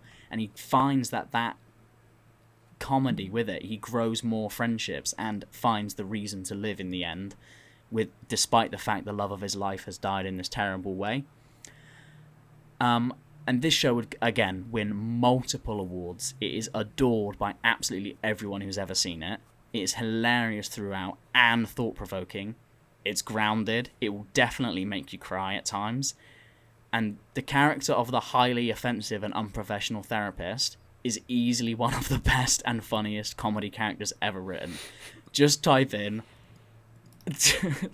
unprofessional therapist Afterlife. Watch the clip. It's fucking amazing. He is very funny. There's this bloke crying to him, and he's like, I don't know what to do. She's gonna leave me, and I'm really worried about her, and I love her, and I feel like I've just been a twat. And the therapist is just like, just get on with it. He's like, what? Is that advice? He's like, yeah, just get on with it, mate. Come out with me, Ratty and the Nonce. And he's like, Ratty and the Nonce? Oh, that's just their nicknames. We'll get slammed, we'll get hammered, have some pussy, you know what I mean? He's like, a bit like, yeah, you know what I mean? This guy's just like, can't believe this therapist is the one telling me this. It's on the nose, and it's so funny. Yeah, I did love that character, although the whole time I was just like, why would he carry on going back to this therapist? He's such a terrible therapist. It's a really small town though, isn't it? So there's only one. True. It might only be like only a couple. Dude. Yeah, true. That's it. And it's all of this is the genius work of Ricky Gervais. As I've said a few times, he wrote, directed, and starred in these works, and that's what makes him the GOAT. He's not using someone else's joke to act upon. He's writing his own jokes in this television work, directing it in the way he wants it to be shot, and then doing the acting. And it is a masterpiece.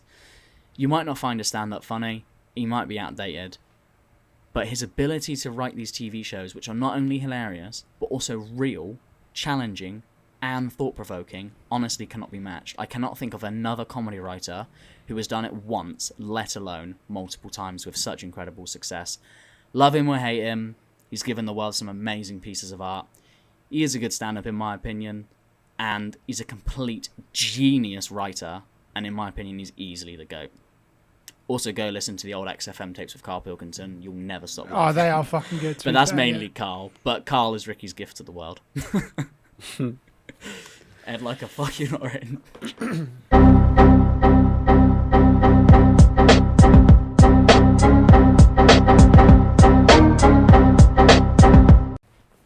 Oh, this is hard. That's what she said. Oh God, really? Oh, it's so tricky. One-liners, mate. 10 out of 10. This is it. I don't know if I should have done this rating thing, because when I look at it's 10 out of 10 for most of them, isn't it? Like one-liners, shock, politics, punching up, but also punching down. Does that like? I think it brings in like a very like moral standpoint for me. Like I don't know if crowning Ricky Gervais as the greatest comic of all time because of all like it's so tricky. Yeah, I was a bit like that with picking Goat's who was it? Goat stunt person. Remember, it was like Jackie Chan versus Johnny Knoxville. Oh, Johnny Knoxville. And yeah. I feel like the because it was so 50-50 for me, but I feel like the deciding factor might have been that Jackie Chan has like I know that he's like been alleged to do some like sexual offensing. You know, he got called out. He got like Me Too'd, and I was a bit like, I don't know if I want to give it to this guy because he's not like he might. You did though in the end. No, I gave it to Oh my god, you're right actually. Holy fuck. Yeah. Oh no, I gave it to the rapist. No. Maybe you didn't know at the time. Oh my god, I definitely knew. This is like it's a That's really objective then. He really went for it. Based purely on his thing. Oh my god, Well, maybe, yeah. I think this is like the issue with like labeling someone as something that they've done or some way that they've behaved. Because like, okay, I think like sexual assault and stuff is slightly different maybe, but I just think like Ricky Gervais is very, very human. That's what he is. Like the reason that he does so well is because no matter what, he just puts himself out there and just does it. And that's such a like human thing to do. He's not like, oh, I need to do things perfectly. I need to make sure that I'm the perfect human being and I'm flawed. Like, If you think of something funny, you gotta say. yeah, He and is flawed, yeah. I actually really admire him for that. And I think I'd be more inclined to crown him if he would maybe acknowledge that he's actually got a lot of influence and that there's a lot of young people, old people, a lot of people who don't understand things like gender or like things that are kind of out of the ordinary. Like I come from like a small town and there's a lot of people that just don't understand. But they also go on Netflix, watch Ricky Gervais, and that's where they're getting their information from. And that's like, they don't take into account all of these other perspectives because they're only getting it from this mainstream media. And I just wish he would like recognize that a bit more and push himself a bit more to be like, oh, actually, I'm quite an influential guy. How should I use this for good? I don't know. Yeah. Like you can make like outlandish, like shock humor, like trans jokes, but they don't have to be transphobic. You can have shock humor and not be something phobic or whatever. I don't think he would be classed as transphobic if he doesn't genuinely hate anybody, I don't think. But yeah, he says like whether or not he actually believes it is like only in his head he knows. Can we just pause for a sec? He could be like, oh, by the way, what have you done, Seb? My recording it's just saying not responding, even though I can still hear you, and I'm really worried I'm going to lose Amy's track.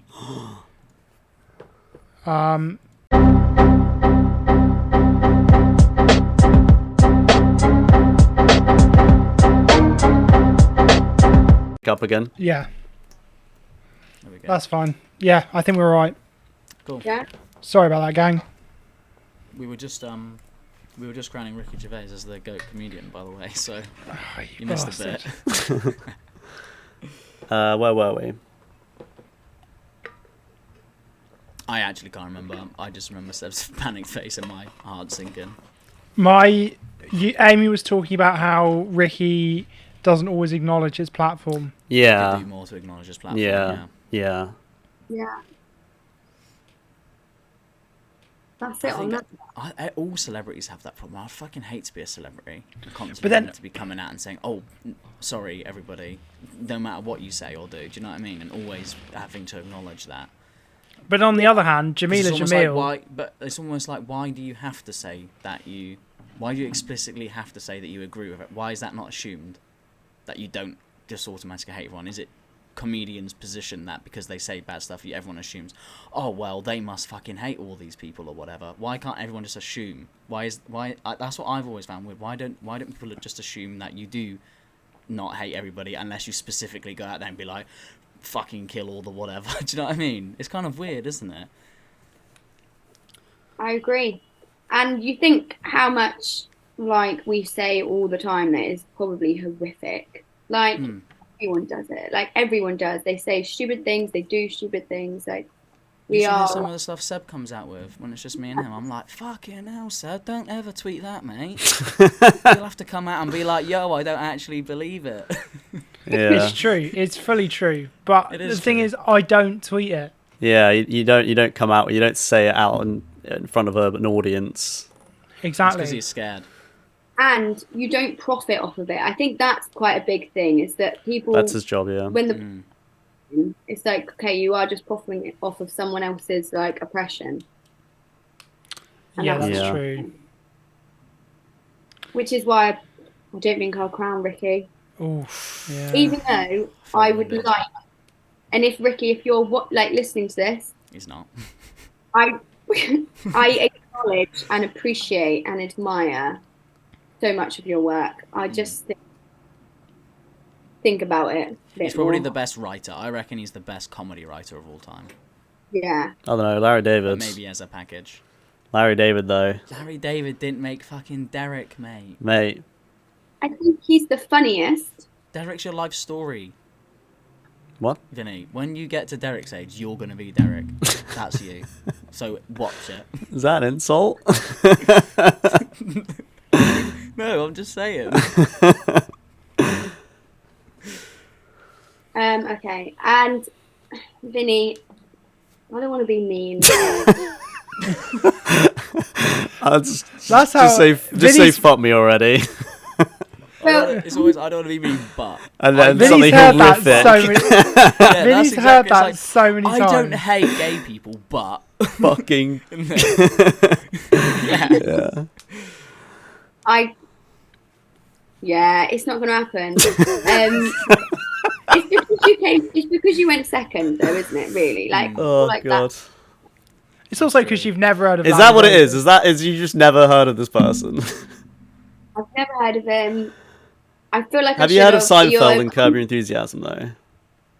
When I googled it, I recognised what it looked like Okay. via memes. Yeah. But I also am quite embarrassed by that, and you've kind of embarrassed me, and for that reason, you're out. That's fair enough. It's like fucking Dragon's Den now. This is like that sounded like a lot of like Vinny's breakups of like, I don't want to be mean, but you've kind of embarrassed me. And That was an embarrassing moment. It's exactly like the, oh, it's you. Oh my God. And because of Ricky's, I feel like he was for the people, and now he's not. And just go and sit in your mansion and have a nice time. It's gonna have to be Joan. yes, mate. I love her. I think she's great, and I think Sebek probably just thought, "Oh, I'll do a woman, and she'll pick her," which is fine. But I genuinely do love Joan Rivers. I did not just think I'll do a woman. Thank you very much. I thought that, to be fair. I thought I'll do a progressive liberal woman, and that's what got me the win. I'm not as shallow as just Yeah. women, you know. You would never have got it. Oh, I can't remember. Let me Google it before I say it. 'Cause Well, is she? you'd never have got it if you said Sarah Millican, because she's just not funny. Exactly. I'd also Or Miranda. Amy Schumer. Or Amy I Schumer, can't yeah. stand Amy Schumer. And I know that's like a bit of a controversial one, but I don't think it is. I think she did also steal all those people's jokes. Exactly. Yeah. I don't think she's very well Bad received, comic, you know. bad person. Yeah, I think I'm going to be a woman and stand up for the women right now, because I feel like I should. That's fair. But I think that when women speak, which is making me a bit shy now, society picks up more on the things that don't go right than the things that do. So I think it's harder And I think that, like, with Ricky Gervais, we can just be like, he's done so well, he's done kind of bad, but look at how well he's done. But when women are like, they do really well, but they also do kind of bad, people are like, ooh, look at that's not funny, she's not funny. But I do think that Amy Schumer's like letting down the team a little bit. I also think I don't know if you agree with this, Amy. This is like, I'm literally just coming up with this off the bonds. I just think genetically. No, I'm joking. Can you imagine? No, I think that society finds abrasive women more difficult than abrasive men, and therefore female comedians, the ones that get pushed to the top, tend to be the more mashed potato, less abrasive, less. So like when people say like, you know, like fair enough, Sarah Millican is not. She's the Michael McIntyre of women's comedy. She's not breaking any barriers. She's not doing anything new. Whereas there are female comedians who are more edgy and push it, but I wonder if society just doesn't want to see that. And I think that is what. I think that's what makes like Joan Rivers special, is she was quite abrasive and different. But like there's like I've seen local stand up and there's female comedians who are as abrasive and edgy and different as male comedians, if not more. But I don't think that TV executives, I don't think Live at the Apollo wants a woman to come on the show who's going to say shit that riles people up. Whereas if you get someone on like that Australian guy, Steve Hughes, he's made a career out of saying stuff that's really rogue, even back then. But people will take it because it's a man. And I think there's a big element to that, because I do think it is weird that when you look at the very dominant female comedians, a lot of them are more bland than the dominant male comedians. And I don't think that's a reflection of women in comedy. I think it's a reflection of what society allows to rise to the top and be funny. I agree. Well said. Thank you. Good. And I also think that like the media and society, you're right, like they let like the kind of blander like women who are kind of like goofy, and there's something about a goofy woman that is not attractive, and society wants women to be attractive. And when you're a goofy woman, like, hey, you're kind of funny, but like we don't really like you that much because like nothing else there but good. It's like how you see like loads of fat guys in like mainstream media, like actors and stuff, but you don't see too many fat girls being like famous actors. Because people just don't want to see it. Yeah, exactly. Yeah. Not attractive. Yeah. You can't wank to that. Well, that was awful. Society says you can't wank Society to that. won't wank to it. We'll wank to anything. Yeah, trust me. Honestly, I've had some real tough wanks before, and yeah, the ones where you question why you were put on this earth afterwards. Oh mate, I have literally never been in that position. No, do you know what? When you're like, how do we always end up here? But when you're like 14, 15, and you first start like, because obviously the first couple wanks, and you discover the internet, you're like, oh, you just start typing in just quite normal shit. Boobs, I hope that most people go on a realistic vagina close up. Real girls. Most people go naked women. My mum. Yeah, I figured that one out, Freud. Fuck you, Mork. But yeah.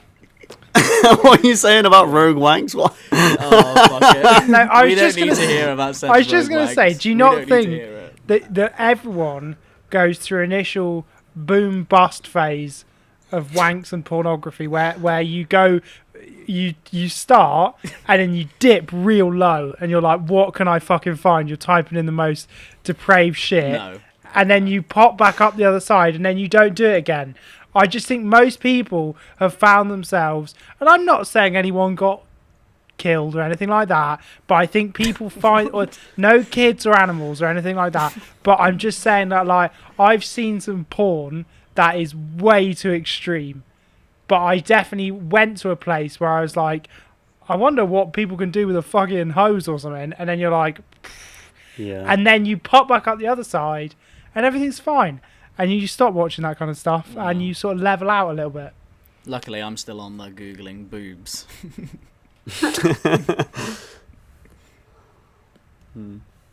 Another sex tangent. Yeah, Seb, that's getting cut. I'm Brought afraid. to you by Sebek. If we were to start a spin-off podcast with us four, we should just call it Another Sex Tangent. Yeah.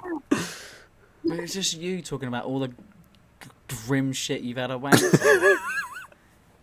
Eventually, you'll run out of stuff to say, so you just start making stuff up. You'll be like, "Oh, this bloke was getting rimmed, and this fucking badger came in, and that." And I'll be like, "What are you talking about? He didn't want to fuck the badger, but he had to." So you'll be I saying said that. no kids, no animals. That was made that Yeah, but very you'll clear. run out of stuff to say. That is. Do you know what though? I'm not going to finish that sentence. Good. No, I have to now because it makes me sound like a pedo. It's No. getting cut anyway. Apparently, according to stuff I've done from work, that is how some, not all, online pedos begin. It's that they descend and descend and descend and descend, and then they can't find anything that gives them that like shock factor of like, I'm watching something that's way too extreme, and so they end up watching stuff that's illegal. Well, yeah, definitely. Interesting. Like, and that's how like people get into like bestiality and stuff, is because they're like, They've already Day to pushed day. all the norms out of the way, and now they need Yeah, something like, depraved there's to nothing really there. get the juices flowing. Now Yeah. it's numb to them. The naked Yeah, dudes, exactly. real girls. That's why they're a pedo. They were always going to do that because their brain's hardwired to not have that bottom limit. Do you know what I mean? Whereas we. yeah, do, that's I true. hope. So if anything, me bottoming out and coming back up shows that I'm not a pedo. Yeah. That we know But of. I think that this is like a topic that I'm obsessed with, which is weird. But I think that this is why the issue of it being such a taboo thing makes it more dangerous, because people can't go to the doctor and say, I'm really worried about myself. I'm feeling like this. Can I have some help? You can't do that. Yeah, You get, I'm like- thinking about looking at this stuff and I don't feel like it's good, but Yeah. I'm going to do it. Yeah. Once you're in it, it's near impossible to get out. Like, it's Yeah. like a lot of addictions, but there is just no way of getting out of that spiral. And also, once you end up in that world and start Seb's talking basement. to anyone in that community, you're unlikely to find someone who's going to try and offer you help to get out. You're more going to find people who are going to try and normalize it and make it seem less Yeah.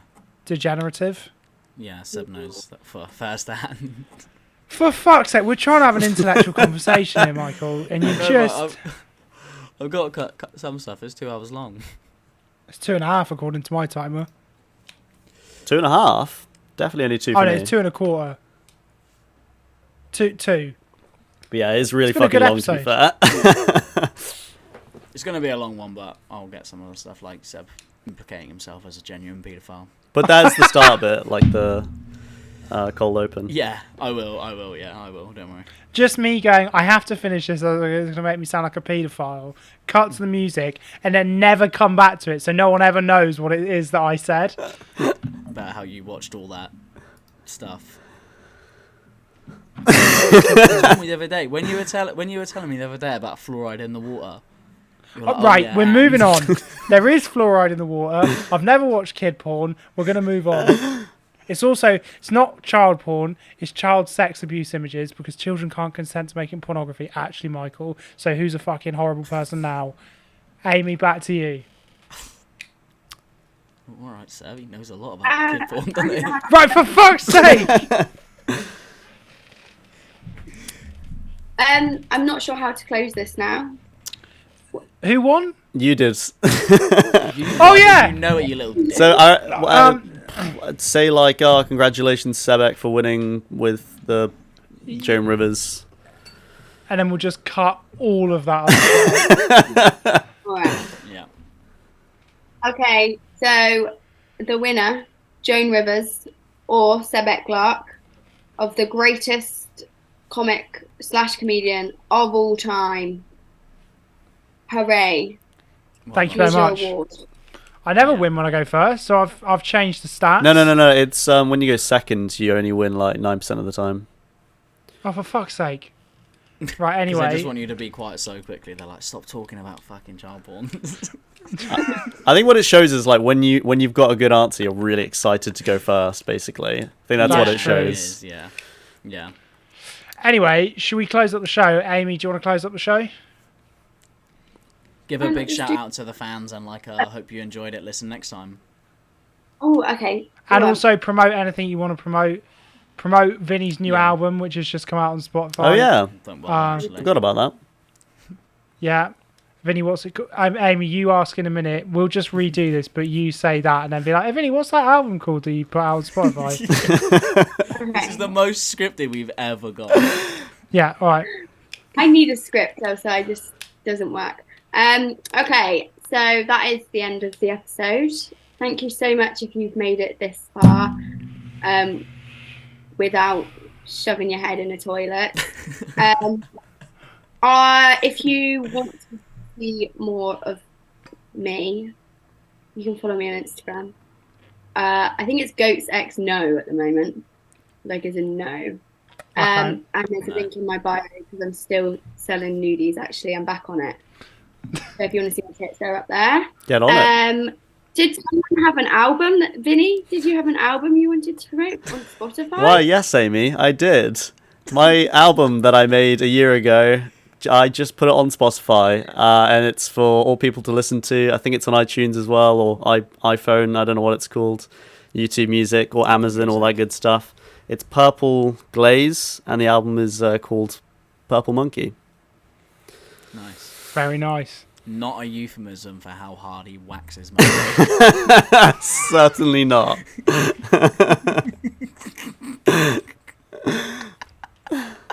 Well, thank you, Amy. Thank you for thank you. for being our First first ever ever guest host. You fucking killed it. No, thank you for having me. Hopefully And, next time it won't be so hot. yeah, well, it's a bit hot, isn't it? All right, I'm then. in a council estate, so I can't open my windows. There's probably sirens out there. Oh, We've got yeah. a problem with our barking dogs at the moment. I feel like going around there with a shovel. On that owners, note- not the dog. I don't know if that's better or worse. I'll do On the that- dog after, but the owners get the punishment. Don't first. Doing the don't dog. Oh, fuck's sakes. Not do him. I'll Let's do move him. on. We're moving on. We're moving on. This is the funny We're- bit where now the music starts playing as we say. Ding, ding, ding, We're moving on. ding, ding, ding. Love you, Seinfeld bye. theme plays. Love you. I'm leaving. Love you, bye. Love you, bye. Love you, bye. Love you, bye.